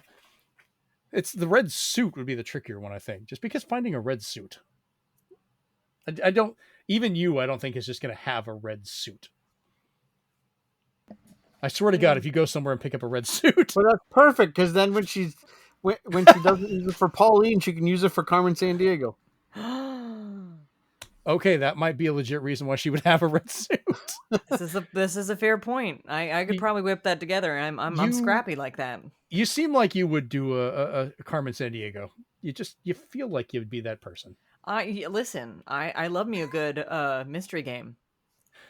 You do. As soon as she gets off this episode, she's gonna be like, "Pa, scrappy power," and then I'm just gonna appear in the next stream dressed as Carmen Sandiego. Don't think I won't. Oh God.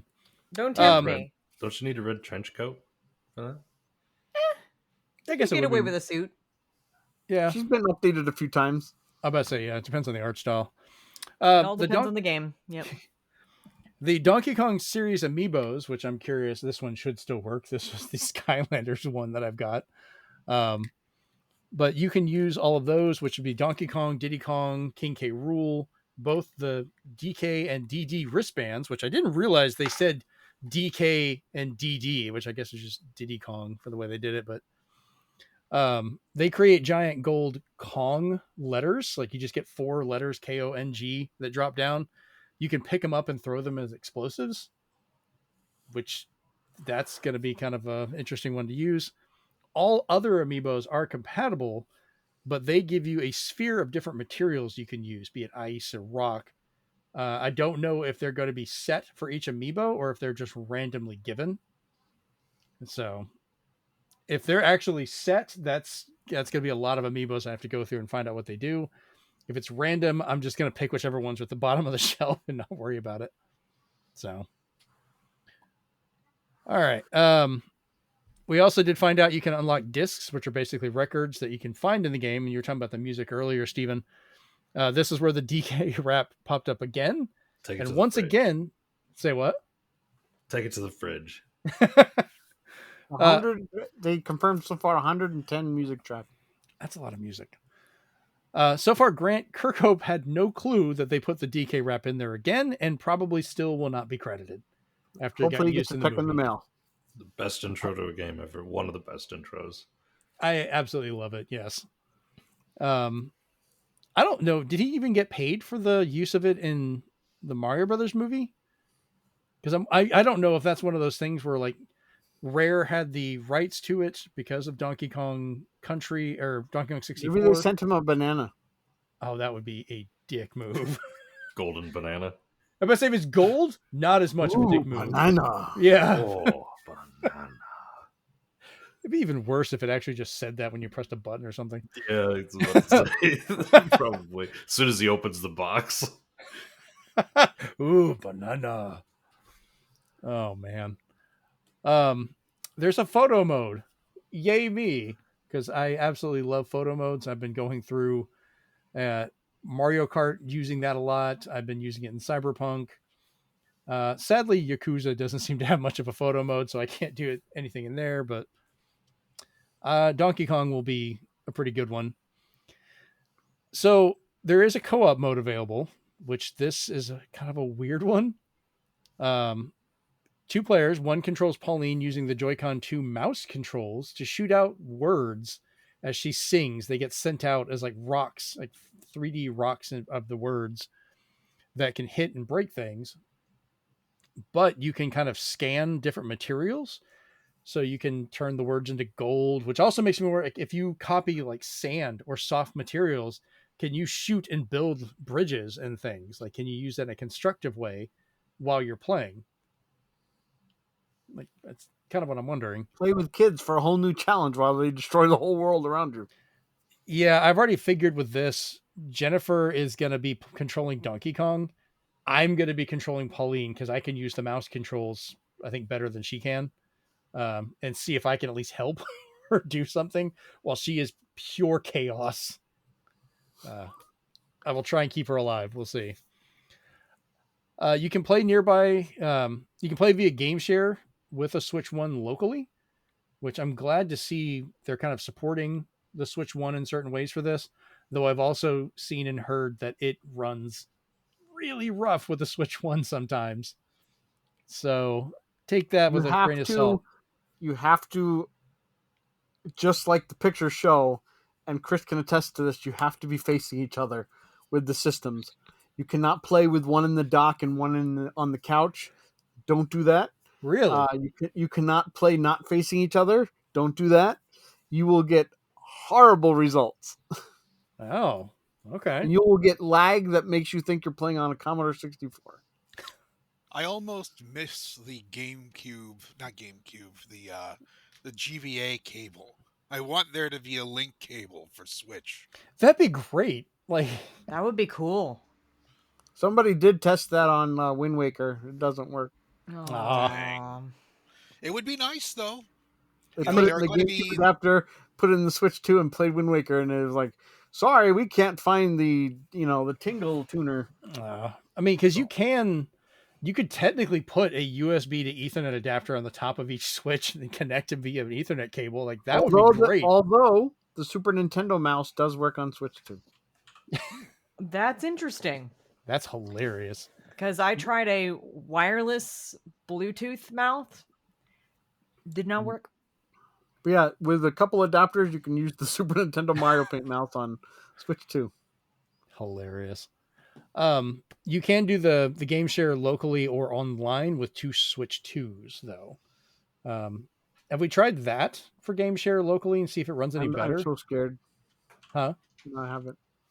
I'll have to get the boys to try that, because we have Fast Fusion. Yeah, I need to buy Fast Fusion. I keep forgetting to get that, but we have 3 Switch 2s here right now, so we could try that out as well. Probably give it a shot with Donkey Kong, because I don't know if the boys are going to get this right away. I know I'm getting it day one because Jennifer will threaten me if I don't. Plus, I want to play it. I might lose my Switch 2 for a little while, because she is very upset she can't play this on Switch 1. Like, she just does. I keep trying to explain to her it's a new system. It can't play the game. So, DK Artist, that we're getting a return of Mario Artist possibly. This is kind of a 3D sculpting program that they have built in there. It reminded me of, what was it, Mario 64 on the DS, where you could make the squiggly lines and mess with them. Like, they gave like an art function for that version. But this one lets you actually create things. But while they were going through their references, did anybody else notice the DSi or 3DS reference before it got mentioned? And at this time, I am asking the internet to do your thing. I expect to see a screenshot that's not safe for work. Oh, that's going to be within seconds of that game. But I want the best detailed one ever. Like, they showed a sculpture. I want to see Michelangelo's David in full display. Complete with everything. Yes. Yeah, they will be anatomically correct and probably like, all right, kids, here's how you figure out how these parts are. Like let's do every single like impressive statue over there, like in over there in Europe or wherever. I mean, you can. It kind of makes sense. Animal Crossing already shows dicks on statues in the museum, so why not? It still shocks me that is unedited. They are there. They don't have like a leaf over them. They are It's just like, art. here's David. Yeah, It's he's art. naked. It's Yeah. art. Oh, I pointed that out to some parents one time, and they got super pissed about it. I thought it was funny as Not- hell. So you need to clip that. Well, Animal Crossing shows dicks. I need to. Yeah, okay, I can go with that one. I'm gonna be internet famous for the worst way. That'll be our YouTube short or whatever it's called. Yeah, Or a soundbite whenever we want to Little complain soundbite. about something. Animal Well, Crossing Animal has Crossing dicks. has dicks. I said it so nonchalantly. Yeah. It's important. Yeah. It's a very important fact. So back to the DSi and 3DS reference. The little parakeet they showed was from a sound recording app on the DSi, as well as sound recorder and video recorder on the 3DS. I remember the little parakeet. I love the Yes. little parakeet. I wish they had made plushies of him. Nintendo, make plushies of him. And I kind of thought maybe it was a reference to, or some people thought it was a reference to the Donkey Kong like bird you could find. But this one is very specifically that parakeet with the dots on his neck. Like, yeah, that is 100% the DSi and 3DS parakeet. Make So- plushies of him, cowards. I'd buy it. That I'd would buy be it. hilarious. Yeah, that'd be great. So I guess all of us here that have Switch 2s are getting Donkey Kong next month on the 17th, Obviously, right? Rachel's upset she doesn't have it now. I want it now. I get why they didn't release it before, but I'm with Rachel. I would like it now. I'm Yeah, impatient. I'm like, I get it, but it's still dumb. Like I'm buying, yeah, that's fine. I'm still buying the damn amiibo. I don't care. At this point, I kind of have to. I have collected so many amiibos. If they just keep releasing one every so often, I'm like, well, I'm just screwed. I have to keep this up until I finally stop, and then I have to I stop got and look this at the one. collection and go, do I get rid of them? Do I just? So who knows? And Nintendo, if you announce a Nintendo Direct before July 19th, if you show any Donkey Kong Bananza footage, I'm going to personally go there and crush Miyamoto's nuts. So don't fucking waste a Direct on something you already had a Direct for. Thank you. And there's our other clip for the night. I'm going to go crush Miyamoto's nuts. And Animal Crossing has dicks in it. So, we're child friendly here. All right. On to our last bit of news. So, if you've been wanting to get a Switch 2 and you live in Texas, you might not be able to find them. And here's why. Because 2,810 Nintendo Switch 2 systems were stolen directly from a truck at a Bennett, Colorado truck stop that was supposed to be delivered to a GameStop in Texas. Did they staple the doors shut? That's my question. Why weren't the doors locked? What kind of truck was it on? The doors were locked. He had stopped to at a it was like not a rest area, but like one of the big trucker gas stations. So he's probably going inside to get cleaned up, get a bathroom break, all that stuff. Mhm. Oh yeah. He said he knew where it was going, but did not know what was in the truck because they don't always tell him. They were just saying he just thought it was toys and games, things like that, whatever.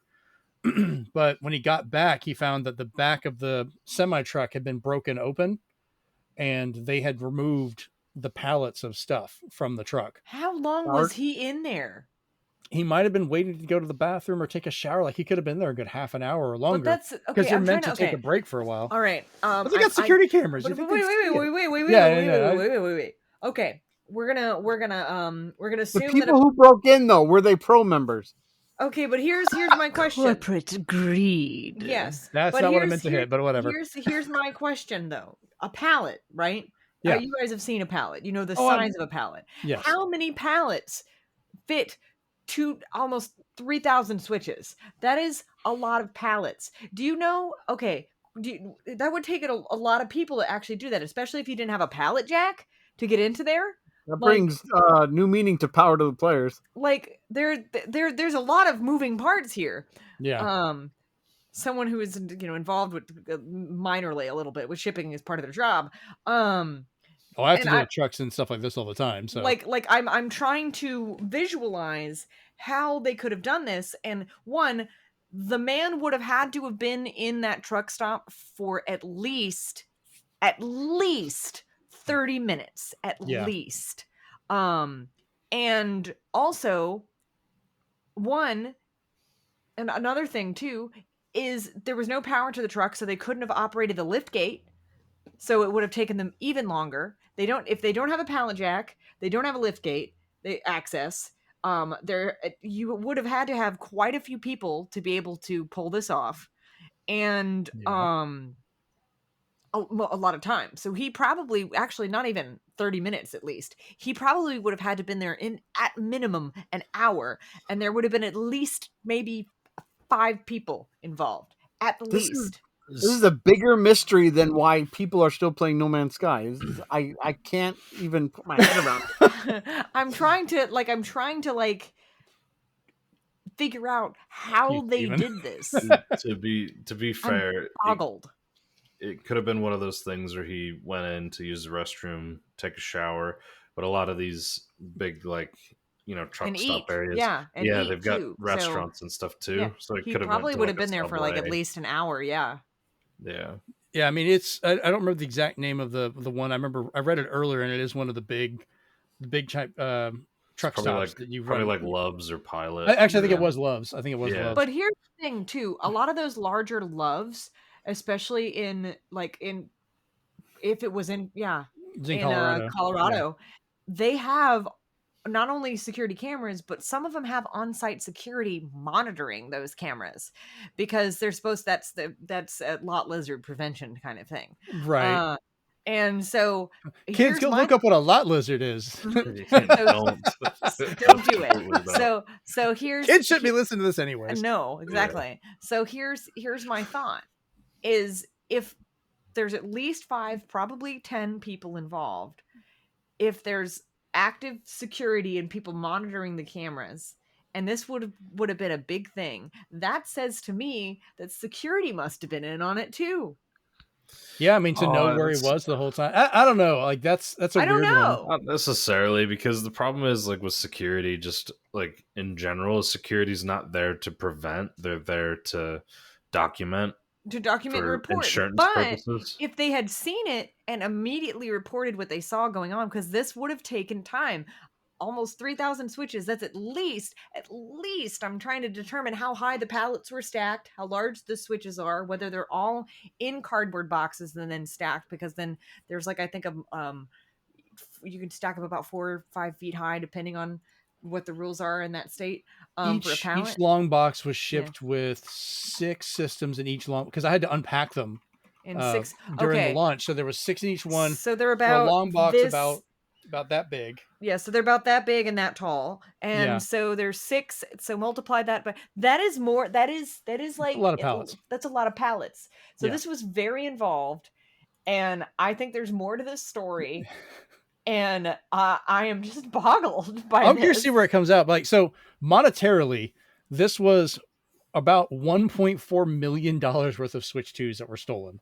Because I think there were also Mario Kart bundles. So. Nintendo probably pissed. But here's the thing: they're probably insured, so they'll get the money back. But it's not even so much that. This is going to more hurt the people that they try and sell these to than the actual people that stole them. Because they'll take the ones that they stole, they'll sell them to somebody for however much, and then those people will try and activate them online and find that they're already bricked. Don't work. Right, because Nintendo has the whole list of serial numbers. Yeah, they already know exactly what's gone. Yeah. So they've already tagged them. So if you're trying to buy a system in the Colorado area or online, know where you're getting it from, because if it's stolen. This is incredibly stupid. It's so, oh my god. I'm just. I hope we get leaked camera footage from someone. I love talking about these kind of things, because as a lover of mystery games, I love trying to figure out how this kind of thing was accomplished. And boy, I wonder if if I end up being right about these things. I probably never know, because I've had to go through a lot of different truck stops while driving. Specifically earlier this year, I had to actually drive a trailer and use those truck stops because the whole trailer was way too big.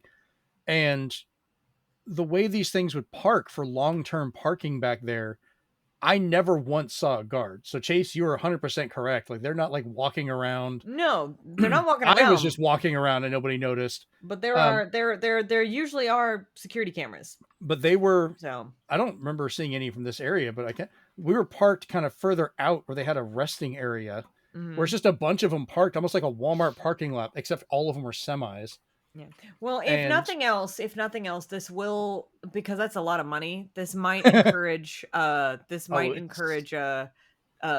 stops to have like more cameras and maybe. I mean, this definitely puts them in a felony over $1 million in stolen goods, which if they ever find the people that did this, they're going to be in jail for a long time or pay in. By the time they get out, it'll be like a Switch 4. Yeah. Well, this is one of those things where whoever was on shift there is either fired or going to be a lot more careful next time. Mm-hmm. Maybe. And they're going to take away his game key card. Because there's so many people coming and going from there. It is honestly harder to keep track of a lot of this than people realize. But right there, Rich, I'm with you. Like, how the hell did you get all those pallets off? Like, even with a team of people, if you're cutting them, you're having to hand these boxes out. That's still going to look even more suspicious. As someone who has moved a pallet that is taller than me, like a 6-foot pallet tall, with a pallet jack,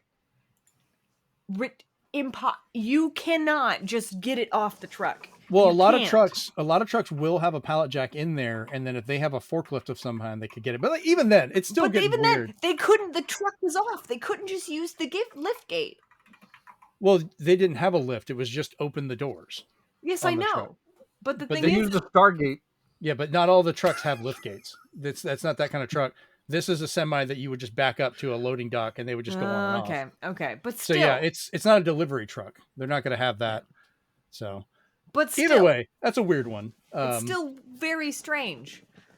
They came with their own forklift. Can you imagine? God, that would be hilarious. Oh God. All right. So, go ahead, Steven.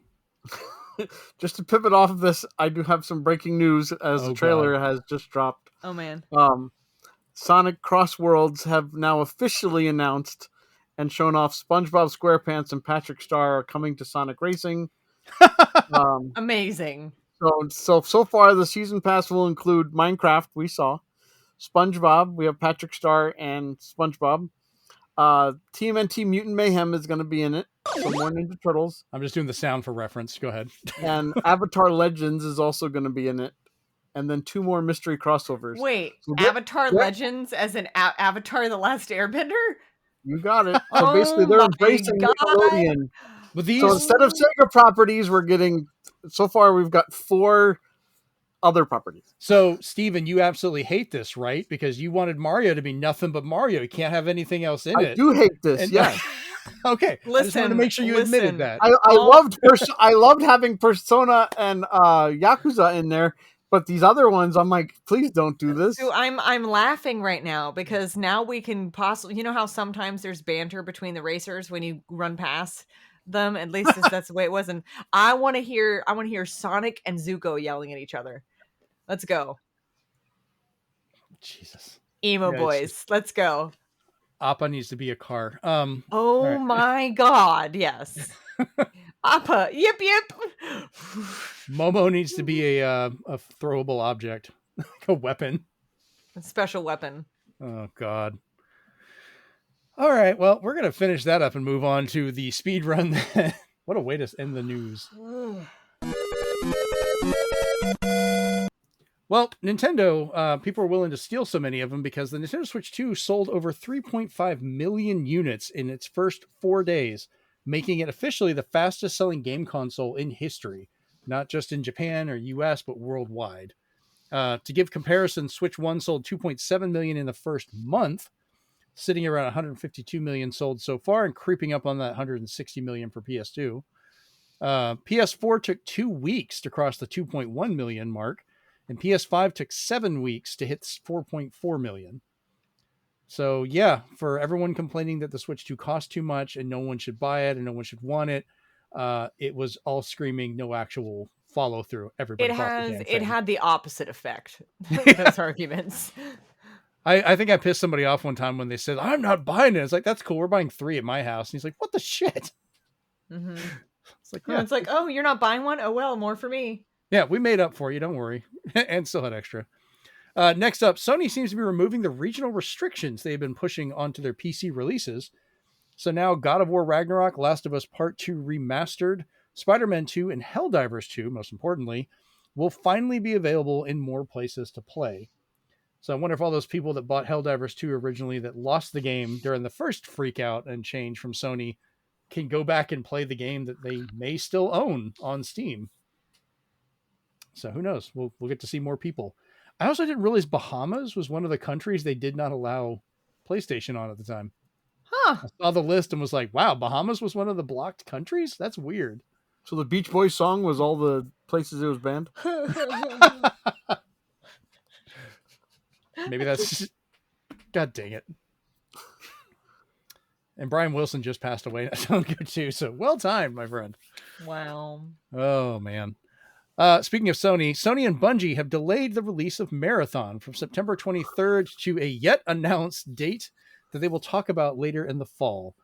They stated this was because of alpha test feedback, while not mentioning the recent issues like stolen art and other problems. That was the feedback. That was their way. That was basically them saying alpha test, because that's where people saw it, and that was feedback from the alpha test going, "Hi, this art is stolen. You dumb We're dumb." avoiding a Concord. Oh, God. Next up, we had rumors have started flying that Xbox is creating a classics program to bring OG Xbox and 360 titles to modern consoles, PC, and Game Pass. To top it off, it's also seeming that Microsoft may be working with the Xenia 360 emulation team to help bring this out for the Xbox's 25th anniversary next year. Go ahead, Steven. Xbox, if you're listening, but you're probably not. But if you're listening, if you can make this service just like Nintendo Switch Online, I will give you more money than I have given ZZZ so far. Okay. So $101? A public service announcement. I've given ZZ more than that. Come on. Listen. Go ahead, Rachel. Okay. What is wrong Listen. with you? I just want Lost Odyssey. I want that to be able to be played in one at a time. Beat Expedition 33 and then make way for Lost Odyssey. Rachel, I'm just going to send you one of my extra older like Xbox Ones, and you can just play Lost Odyssey on that HD. Listen, it works on all of them. I don't have the room for another console. Hey, the 1S was pretty small. If I were to move my camera and show you my desk, I'm gonna have to take my Wii U and put it away because you're lucky then. But you're lucky because this is an Xbox. So damn it. How dare you? Just you know it's not an Xbox? This bag. Are you sure? It's a Joy-Con too. And I just reach in the bag and pull out an Xbox. What the The look of terror on her face. How did that get there? Yeah. So I want to ask Stephen, you mentioned that before. I thought you meant like you wanted it to run like the Switch 1 games do on Switch 2, where they can run better and you put them in there and stuff like that. But it sounds like you're wanting it to be like Nintendo Switch Online, like the GameCube and Game Boy and all that, where it's a service where they add games. I'd rather be a service where they add games. Okay. Because then it just gets up-resed, 1. 2, it's something that you could even, God forbid, but they'll do it anyway, is they'll add it on as an added benefit of getting Game Pass Ultimate. It would, since it would be to modern consoles, PC, and Game Pass, if it even allowed online up to a certain amount of people via ad hoc or whatever you want to call it nowadays, like NSO does, but probably be tweaked a lot better than, shut up and take my money, because the only problem with NSO right now, as some people have pointed out, is games that are only 2 players, it allows 4 players in the room, and it creates an incredible amount of lag. So if you try to play Soul Calibur and you allow 3 other people to come in, the game is unplayable. But if it's just one, two people in the room, then you're fine.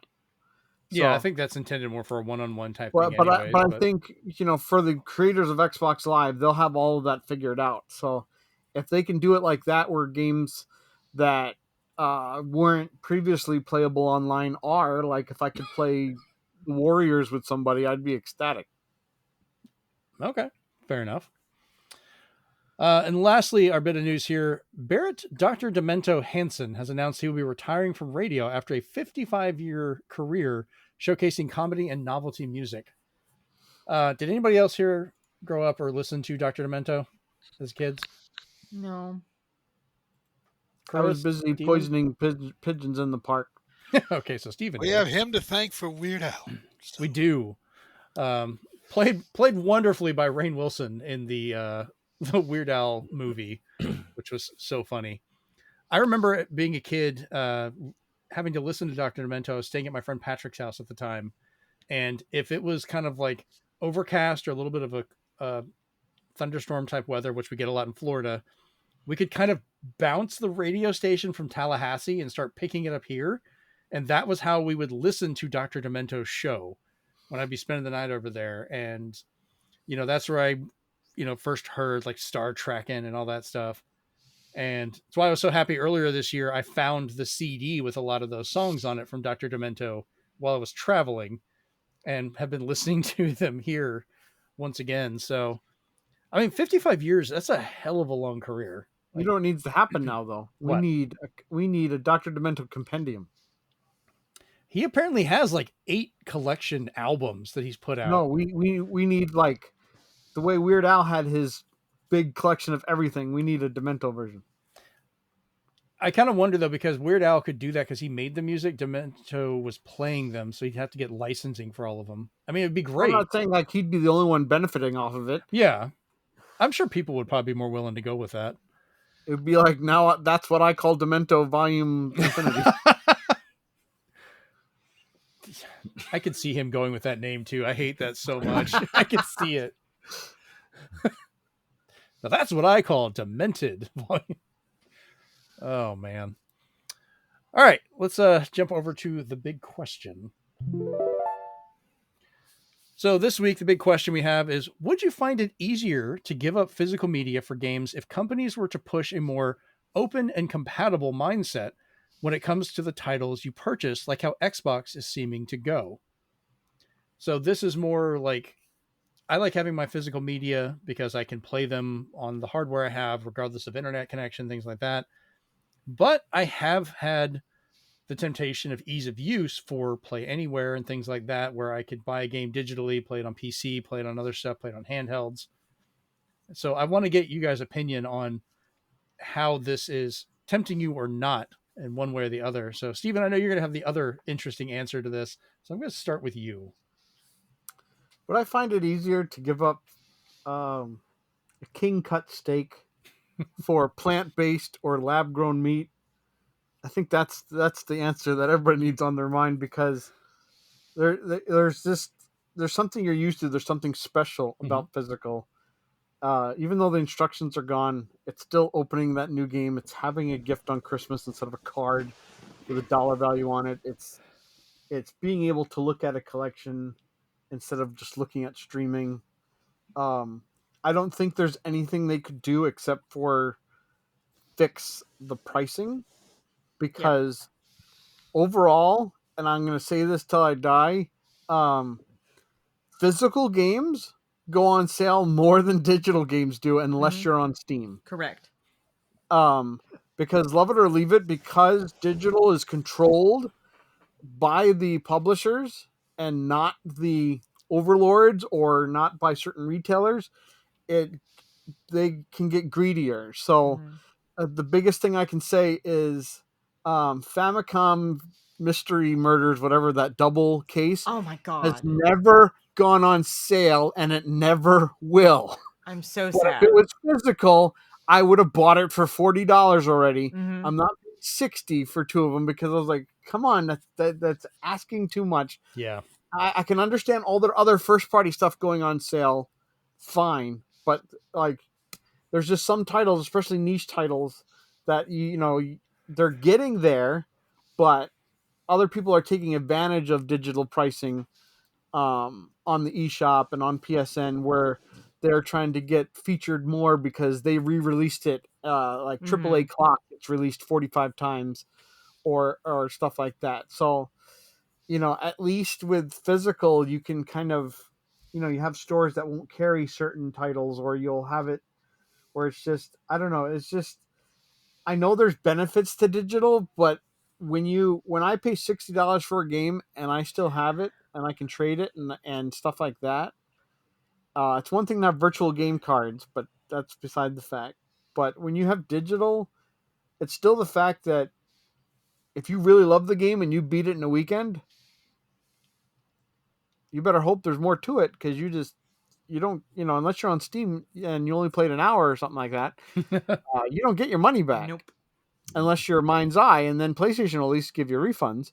But there's just, I don't know, there's just so much more greed for digital, where it's just like, we'll control the pricing, we'll set how it is. We're not going to run anything, and it's just mainly for first party. I'll say overall, because if you wait long enough, third parties will give up, and they'll make their games cheaper than they would be physical. Like, I got Saints Row for Switch for like $3, both of them. Right. I got a couple of like really solid like little platformers on the Switch or Switch 2, both.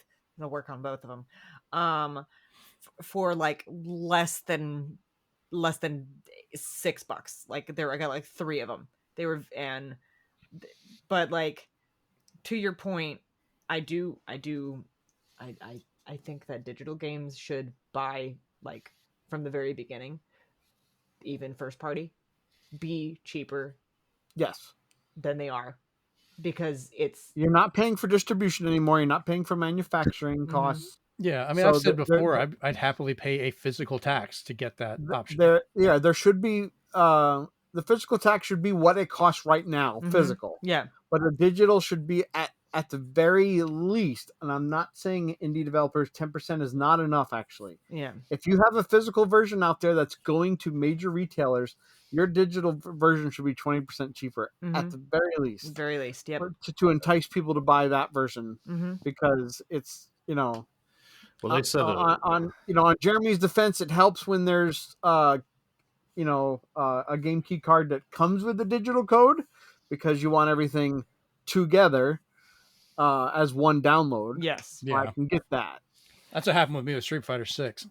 So my mindset, and Steven, I think you and I, we actually agree on something. Don't forget though, Rachel liked No Man's Sky, Steven. So I just want to put that divide right there. So I didn't like it's okay. Like, I don't dislike it. I don't dislike it. But anyway, no, you can pry my physical media out of my cold dead hands. So that's where I'm at with this. I don't care what you do. I really do not care what you do. I will always prefer to get physical unless I am given no other option. That is where I am at. I will always prefer to get a physical game over a digital game unless I'm not given another option. So, and I want to add to always, and I mean always, boycott Code in the Box, because you can go to Target right now and on their hooks with all their digital games you can get to download, they have Split Fiction, and then you look down and there's a physical copy of Split Fiction with a Code in the Box, and I'm like, what's the difference? The other one just adds to landfill. Yeah, just get the card. It's fine. Well, Rachel, since you've already started on yours, do you want to go ahead and finish your answer on this one?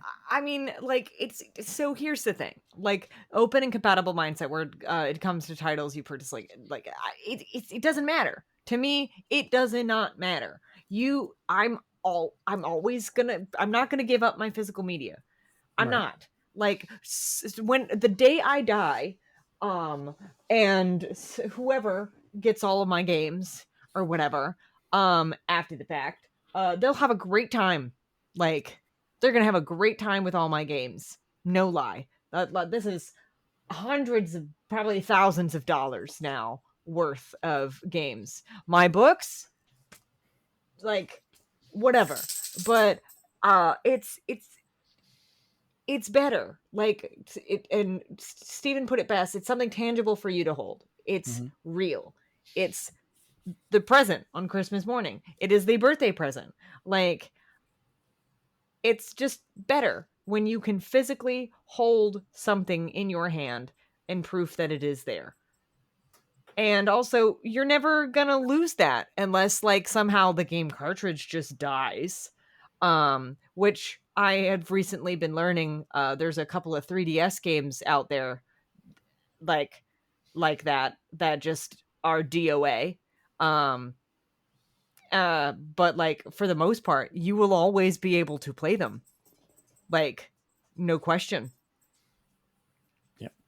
So, I'm sorry. I don't care what you do. Like, unless you are going to guarantee that I'm able to play all of my games, digital or not, regardless of what happens, I'm never going to go all digital. Not going to happen. I will give them a small in, Mm-hmm. and that is cross-buy.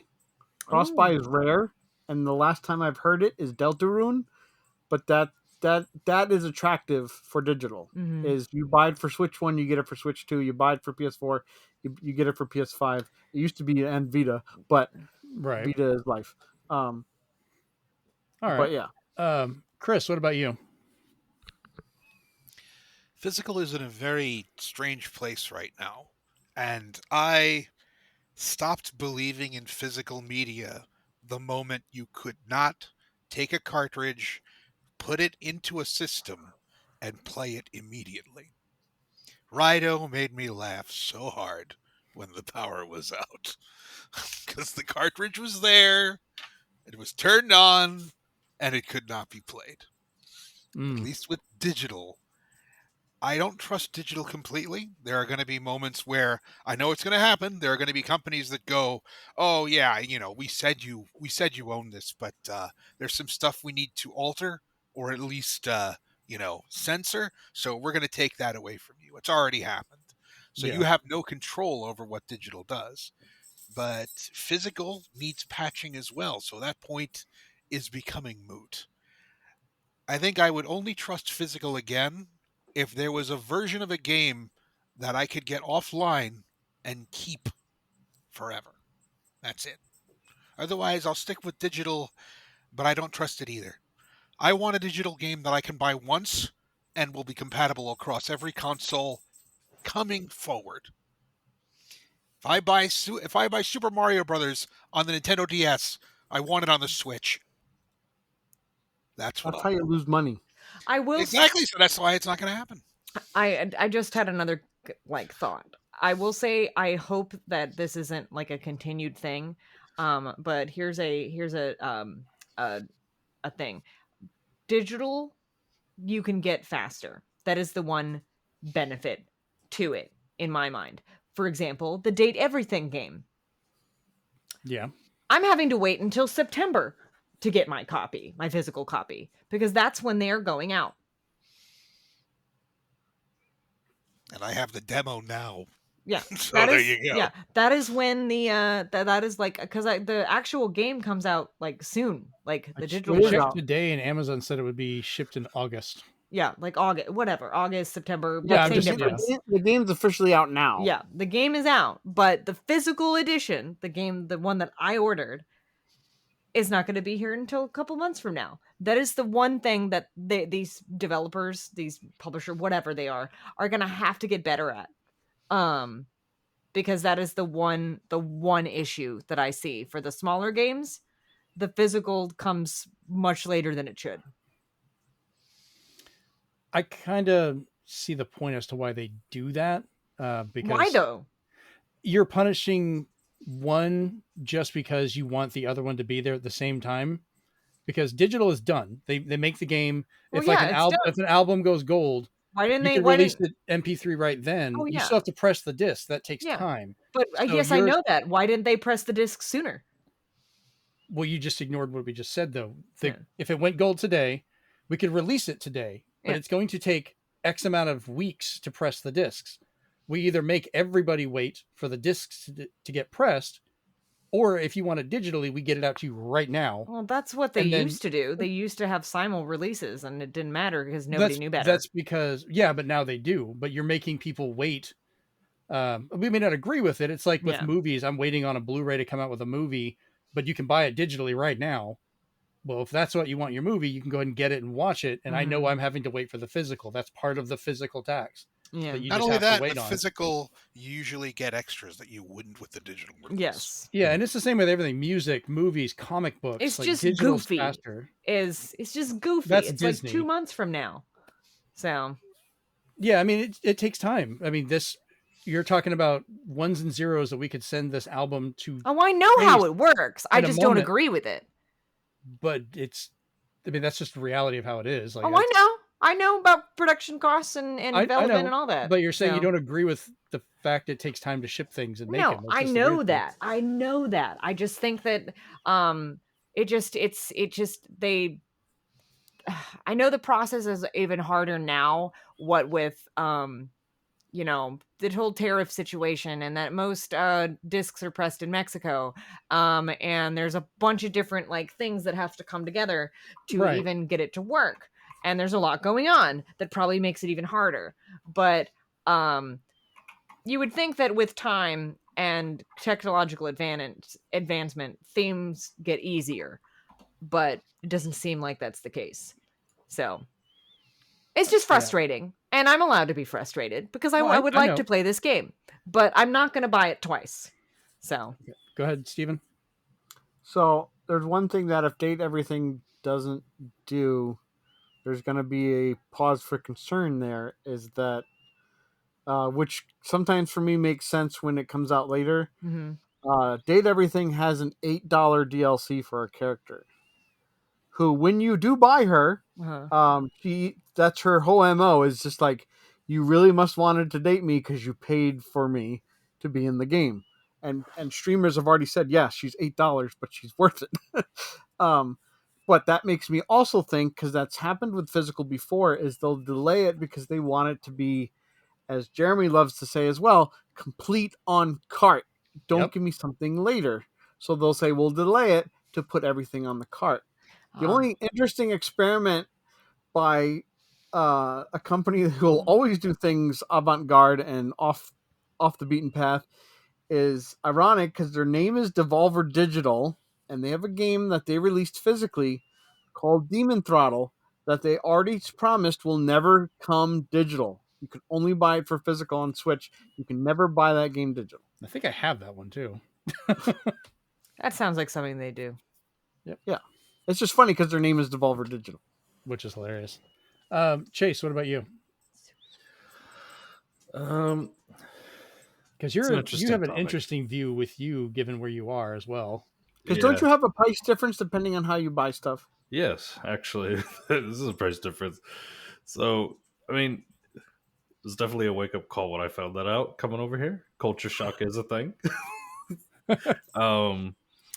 But like, over here, so like I live in New Zealand at the moment. I'm from the US, but I moved to New Zealand, in case anybody doesn't know. And over here in New Zealand, a new game, brand new, from EB Games is $120. So that's, so like for me, reason number 264 never to live there permanently. That visiting, stay for a few weeks was fine, but I could not do that. No. So obviously, like when like when I told that to Jeremy a while back, Jeremy was like, "Oh yeah, Game Pass makes sense for you." That was his literal response. That makes Game Pass so makes much sense. So it is financially irresponsible not to. Yeah. At that point. And so like Game Pass has definitely been my best friend. The one thing that I will say though is we do like, especially with like PlayStation games, is Chanel and I do like to get them physical, because then like, especially if it's something we both want to play, because then like she'll play it and then I can play it. So instead of buying it twice, unless it's a co-op game, then we're shit out of luck. But that's beside Right. the point. I've always preferred physical as a general rule of thumb, but excuse me, I don't know. I'm there is a little bit of a temptation. I see where Jeremy's talking about the temptation from, because I like the idea of Game Pass, and then I like the idea of now with Game Pass, I might be able to, if I do get the Xbox ROG Ally and stuff, being able to now like play some of that stuff. And I don't know, there's an interesting idea from it, and I kind of agree with Chris's sentiment where I see the writing on the wall, and we're gonna get drugged there, kicking and screaming. Unfortunately, where I think there's just publishers want nothing more than digital to take over. Swan made the good point of publishers get to control the sales, they get to control the price. What I was going to make a point to earlier, Swan, was when you said about making it cheaper. I can't remember where I heard it from, but there's actually an extra, I think they said that there's an extra 25% margin in digital for these companies. So that's obviously a big reason why they want digital to be the way to go. Greed. Yeah, but I think Corporate greed. Sorry, Rachel, I was slow there. I'm starting to be curious though if it's actually bothering people, because I heard and read somewhere the other day that PC gaming is actually going up. Mm-hmm. And so it's like, well, if PC gaming's going up, like you can only get your stuff digital there. So like it's obviously not bothering people. Now, granted, yes, Steam, you got sales, you got, stuff. So like I'm not saying that there isn't its benefits, but go ahead, Swan.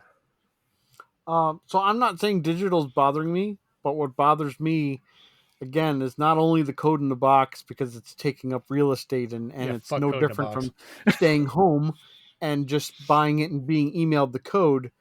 But the most recent example that people aren't happy about is Borderlands 4 Collector's Edition is $200. Yeah. And nothing in there screams $200, especially the fact that you do not get a copy of the game. Yeah, you're getting a digital code, yeah. No, you don't get a digital code. You don't even get that. No. You do not get the game with the Collector's Edition. This is digitally downloaded being fucked ridiculous. by Ridiculous. Yeah, it doesn't happen often, but when it does, it's an insult. Essentially, yeah. And speaking of insult, the only other way to be insulted is when you give me a Steelbook edition with a digital code inside. What do you want me to put in there? My tears? Blood, sweat, the souls of the innocent. It's that kind of marketing that boggles my mind. Either, they say, and excuse my language, they always say never go full retard. Well, in the digital world, always go full digital. Don't go halfway and say, we'll give you a Steelbook you can never use, or we'll give you a collector's edition that you can't play. Yeah. I'm not going to lie. I bought one of those recently with Spider-Man 2. Not my first copy, but I bought, someone sold the statue, which that statue is amazing, by the way. I bought it for that, and it came with a Steelbook, really awesome artwork, and a digital code for the game, which I ended up giving to a friend of mine because I already had the disc for it.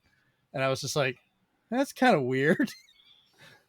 Yeah, good. I would have just bought the statue and I've been fine. But go ahead, Jason. Sorry. I remember because kind of going on that, like I remember back when you bought the collector's editions for stuff and you got the physical game, and then when they started doing the whole, you got a digital version for the game, we all started thinking like, that's really weird. Why would they do that? Yeah, we paid more for this. What the shit? Yeah, and then it's gotten worse. If I'm going to play devil's advocate, the only way I can see corporations justifying this is by saying, well, collectors don't want to open the collector's edition. They're going to resell it anyway, so why put the game in there? They're not going to touch it. It's a waste of money. But when you buy a collector's edition from Square Enix, they give you the game separately from the collector's edition. Well, yes. Okay, that's that good makes thinking. sense. That's good thinking. But I'm this is an excuse. I'm not saying it's good. I'm just saying it's an excuse. Oh, for sure. Go ahead, I Jess. mean, I guess just kind of round it off for me, because like I know Jeremy's probably wanting to get his bit. So I'm enjoying the hell out of this. So I love this conversation. But like, this is actually a really good question, because I think this is a really good topic in general, and I prefer physical, yes, but I do understand the temptations, and I'll probably still be utilizing a lot of digital tool sets just because of the region and where I live and the price. So, and like I am interested in the Xbox handheld and things like that. So yeah, I see where the temptation is, and I understand where it's going. Okay. So for me, I've had to kind of look at this from a group of different people's perspectives on this topic over the years, because even just in my household, we've got a kind of a variety of it. So we'll take, for instance, today, they finally started allowing pre-orders for Pokemon ZA, the upcoming Pokemon game later this year. Jennifer has been excited for that game for months. When can we pre-order it? When can we? I really want it. When can I pre-order it? We went today to go pre-order it. For her to turn around and go, well, no, I want it. I want the virtual game card. I want it digitally. Because for her, for a lot of titles, has been easier for her. She likes having her cartridges. Like she'll have to go through them and so forth, and has to look at it, see which one it is, but her being able to pull it up on her Switch has been a thing that she's just decided she likes that better. It's an independent thing. She's able to do it independently. She's able to just access it very quickly, where she's not having to take time and sort through stuff. Losing it. Or fear of losing it. Yeah. Okay. On that flip side, though, I found out today that girl literally walks around with 3 amiibos in her purse, so she can pull out an amiibo. We were sitting in Starbucks, pulled a damn amiibo out of her purse, put it on her Switch, and then pulled out 2 more. And I was like, "Do you just carry those around?" "Yeah, I need those." I was like, okay, so carrying stuff is not the problem. She just, it was the Wedding Peach, Stephen. You'll be happy to know that, as well as a Kirby, and I don't remember what the other one was, but I know there was at least a Peach in there. But I could also, say in my mind, like, if you misplaced your purse or it was stolen, now the games are gone too. But if you have them digital, your games are re-downloadable if you even recover your account. So even if a system gets stolen, you can still tell Nintendo, hey, deactivate that one, activate this one as the primary, get all my games back. So I've had to do that. So have I. I can see the appeal. And I get that point. That was part of what I was going to bring up as well. But so I'm seeing, like, Stephen, you and I are very much into having the physical games. You can see your whole background on the video version of this is walls of games. If you could see the other room in mine, that's covered in games. You can already see part of this giant thing. That's all comic books.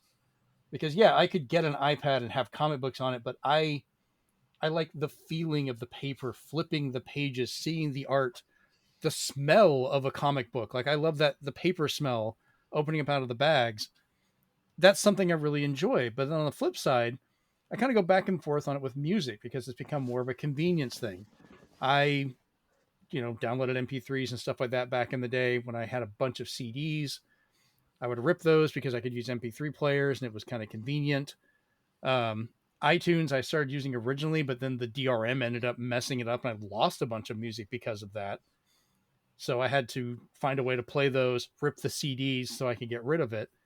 Nowadays, the market's kind of leveled out. You can buy digital music in almost all these places and they don't have DRM on them. You could just, I have the music, put them on something and listen to it, because it's the convenience of it, which sometimes for everyone's personal choices, that convenience can be a trade-off.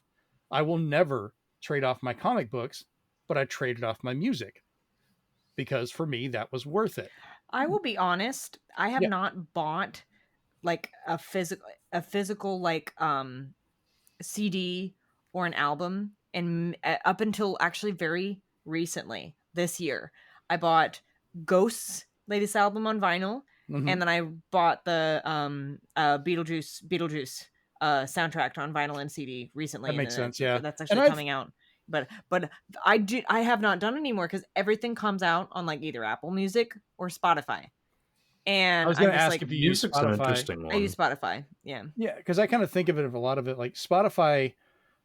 I don't usually use. Amanda loves it. She uses it all the time. Mm-hmm. More power to her. I like having my collection of music, which I keep on my phone. This is my entire library of music's on here. So when I plug it into my car, that music continues. If I'm out in the field working, same music going. If I'm driving, wherever I'm at, that's what I like. Because I mean, it doesn't matter if internet or not. I still have my old iPod Classic. It still has all my music, most Yeah. of everything on there, and I still have all of it backed up on my computer here and a few of my external drives. Yep. So it's all there. Yeah. I will say to Chase's interjection there is that music is vastly different in what I've seen, because when you buy an album, they're getting a huge cut of that, and that's where they're making most of their money. Weird Al himself, since we've talked about Weird Al earlier in the show, he even made a joke on his his newest album got over 1 million streams, and Spotify's like, "Good job. Here's $4.50." And he was like, "Oh boy, I can go buy that turkey sandwich I've been eyeing all day because I've reached 1 million streams." That is not a good business model. It isn't. And there is something where like I read about it. I don't remember how many years ago it was, but Spotify recently changed their percentages, and like I think in the last year or so, how much money artists are getting because people were listening to so much on Spotify that Spotify was actually losing money. They were like it was not it was not a benefit to them. So they had to change their thing, and now it's skewed in the wrong direction. So yeah, I think we're kind of getting off when I was originally trying to focus on. Sorry, I'm trying to keep my thoughts straight and create interjections, because I'm not worried about the money side of it. I'm worried about the convenience side of it and how that is affected for stuff. So I still get some physical, like music. Like you can see records behind me that I've been collecting for some of those. I'm very particular. It has to be an album I listen to all the way through. Things like that. Games have kind of become something similar. I have my massive collection of games. We share them in the house. Like it's always been an important thing where if I have a physical copy, any of my kids can play it. Amanda can play it. I had one of my coworkers, his son comes to work with him on occasion, and they hang out in the lab. And he got to finally play Mario Odyssey this week because he saw it in my collection of stuff. And he was like, "Hey, can I try that?" And he sat there all day playing Mario Odyssey. He was absolutely enthralled. So when he came to get him to go home, I looked at his dad and I was like, "Just bring it back to me later. Like he's responsible. This little kid's like 9 or 10. He'll be fine. Let him just go home and enjoy it." He's been playing it all weekend from what I've heard. Yeah. I couldn't do that as easily with digital. No. That kid's going to get to experience what's probably one of the best Mario games ever because I could just loan him that cartridge. On the flip side, I do see that temptation with digital for a few reasons, because like Indiana Jones, I was pissed I could not get that on a disc. I wanted that with the rest of mine. I know it's a collector's thing and I am lucky enough to have the room for that, but that is an important thing to me. I have those movies on freaking VHS tapes, DVD, Blu-ray, 4K. I've got games on just about every system they've come out on. And this is the first one I had to just not get. And I only ended up getting it because I had to buy a laptop and they happened to give it to me for free. And it was digital. It's on Steam, so I can only play it on my PC or my laptop. I can't play it on any of my Xbox stuff because Steam and Xbox don't play together, which is a limitation.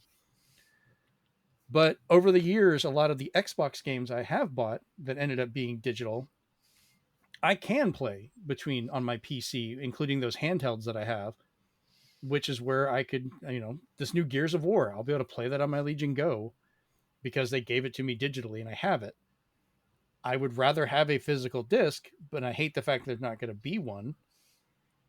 But for certain people, that transition is just easier. They don't have the space. A lot of people aren't as lucky as most of us to have a place to put these things. Rachel, you've got your house, so you can display and put up all of your stuff. And, a lot of people don't have that. Like, we've got friends that are like, yeah, we don't have that much space. We're in a small apartment or whatever. So that kind of carries over. And like Chase, I was thinking about you with this because how many times have we talked and you're like, yeah, I love that game, but I'll have to get that when, my parents send me that from back home or I come to visit and can get it. If it's a digital title or something, you're just going, yeah, I'll download it. We'll play it here in about 30 minutes. Yep. And we're good to go. So that's kind of the biggest thing of that temptation is the convenience of it. It's on the publishers and the companies to give us the trust to do that. And I think PC was able to transition way smoother because Steam gave that trust. They've been really good about that when a lot of other ones haven't been. Another one like Chris, I kind of wonder if you use them, Good Old Games or GOG. You buy a game from them, they try and make it updated to work on modern PCs as well as older PCs, but they are all DRM free. You download it, you can burn it to a disk, do whatever you want. It is yours without any online checks. Yeah, it's a very unpopular method, but I'm glad that Good Old Games uses it. Mhm. And they have a lot of games that are pretty much unlisted anywhere else. So Yeah. it's a very good company. I've gotten a lot from them, especially like Star Yeah. Wars games and stuff too. I should look more into them. There's a lot of the older point and clicks I think you'd really like on there. I'll have to look. And the beauty is like once you have it, you're talking about like your family, once we pass, whatever, going through this stuff.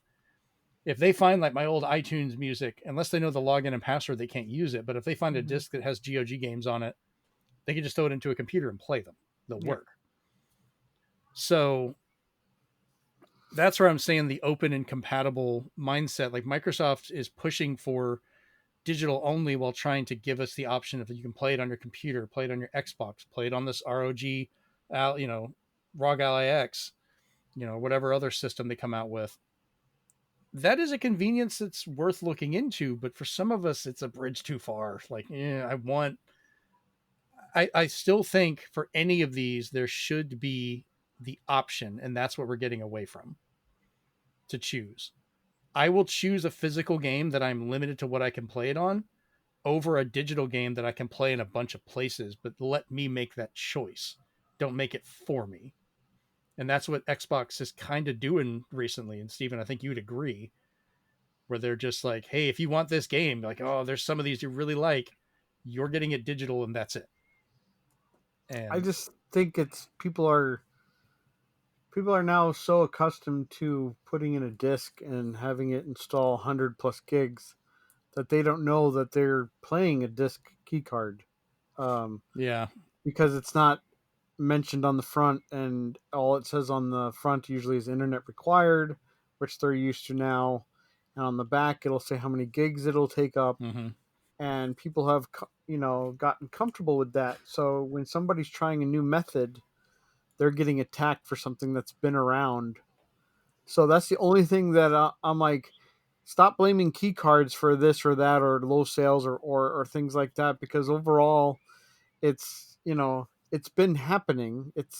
Street Fighter 6 on PlayStation and Xbox are very similar to the game keycard in the fact that you can't play it if you're offline because of how much it needs to install. Like Tony Hawk 1 and 2, Tony Hawk Pro Skater 5 is you cannot play that on disc unless you connect to the internet because it has to install the game, the rest of it.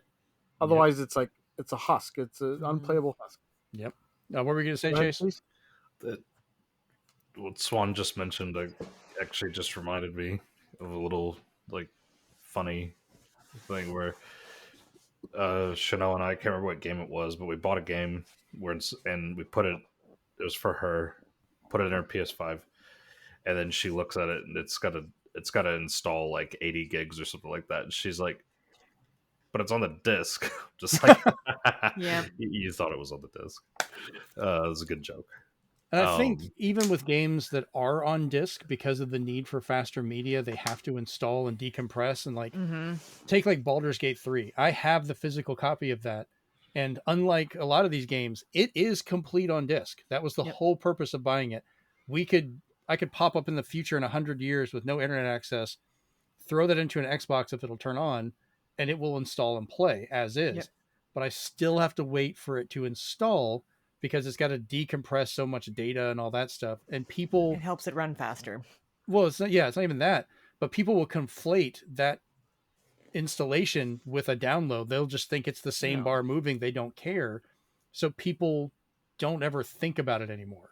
You noticed it whenever it was like, you know, a game came out on the original PlayStation and you had to wait for it to load, but it came out on N64 and you just pop it in and turn it on and it's instant. We noticed then, you know, it was a little different because of the load times. It's only gotten worse now. So, yeah, Don't get me started when the same game on PS3 had download like 3 different times. Oh yeah, I remember how many times you had to download parts of Metal Gear Solid 4. It took them years before you had the option to just install the whole thing. Otherwise, you just watch Snake have a very unhealthy smoking habit, which was the weirdest fucking install screen I've ever seen. You know it's bad when you buy the physical and then you're given a choice of what would you like to download first. Like for Gears or Call of Duty, would you like to download the campaign, the zombie mode, or the multiplayer mode first? At least they gave them options where some people just bought it to play the multiplayer. I kind of agree with that one because the game's so fucking huge that they were just like, if you only want to play one, then just, you know, I get it. Because a big insult going to Metal Gear, right, Mm-hmm. is you put that in your system and that one said ready to play. Oh, and yeah. then you booted it up and you had to watch some old fuck smoke for the next 45 minutes. Yeah. And I'm like, that wasn't ready to play. It was ready to start, which they fixed the wording now. It's ready to start. It's not ready to play. What was it? It was either Doom 2016 or Doom Eternal when they released it physically on Switch. I really liked how they handled it. The single player only mode was on the cartridge. You had it. You put it in. You could play. The online function you had to download if you wanted, but you have to be online to use that function anyways. If that ever shut down, you don't need to download it. It doesn't matter. And it felt like a good compromise, I guess. It's still a complete on-cart game, I feel, 100%, because the online required part isn't going to work when there's no internet anyways. So if it's not there, it means nothing. And a lot of games could do that, you know, but don't. Like Call of Duty should have been, like Black Ops 6 should have been the single player game on the disc. All of it should have been there. And then I'll download the multiplayer, which is fine. I have to be online for that anyways. It's no different to me, you know? And I think that should be more of a standard for that. Even these key cards, I would be perfectly happy if they used the key cards, like if Yakuza 0 was on the cart, but then you had to download the online functions of it or something. That I think we could have lived with that compromise. It would have been fine because once you don't have internet, it's pointless. Mm-hmm. So, all right. Well, I think we've had a hell of a good conversation about this one, actually. It's kind of a last minute big question I thought of earlier, and I'm very happy with this chat about it. Also, still very horrified at the cost of games down there, Chase. Like, Jesus Christ. I will always be horrified by that. Yeah, I said it before. You laughed. I'll say it again. It financially makes sense for you to have Game Pass. Yeah. Because you can't play games and eat if you keep this up. Right. Oh, man. All right, so let's go ahead and close that out. All right, so you can find the podcast in audio form wherever you listen to your shows, and the video version over on YouTube at our channel, Zenspath COM. Both can easily be found over on zenspath.com/podcast as well. Leave us a review if you can to help us grow. Like and share the show with others, and leave us a comment on YouTube to tell us how you feel about the show and maybe answer the big question yourself. What are your thoughts on this temptation of digital in modern gaming versus physical? You know, how do you view that? You can talk to us directly about this or other stuff over on Discord as the easiest way to find us and chat with the latest news and happenings.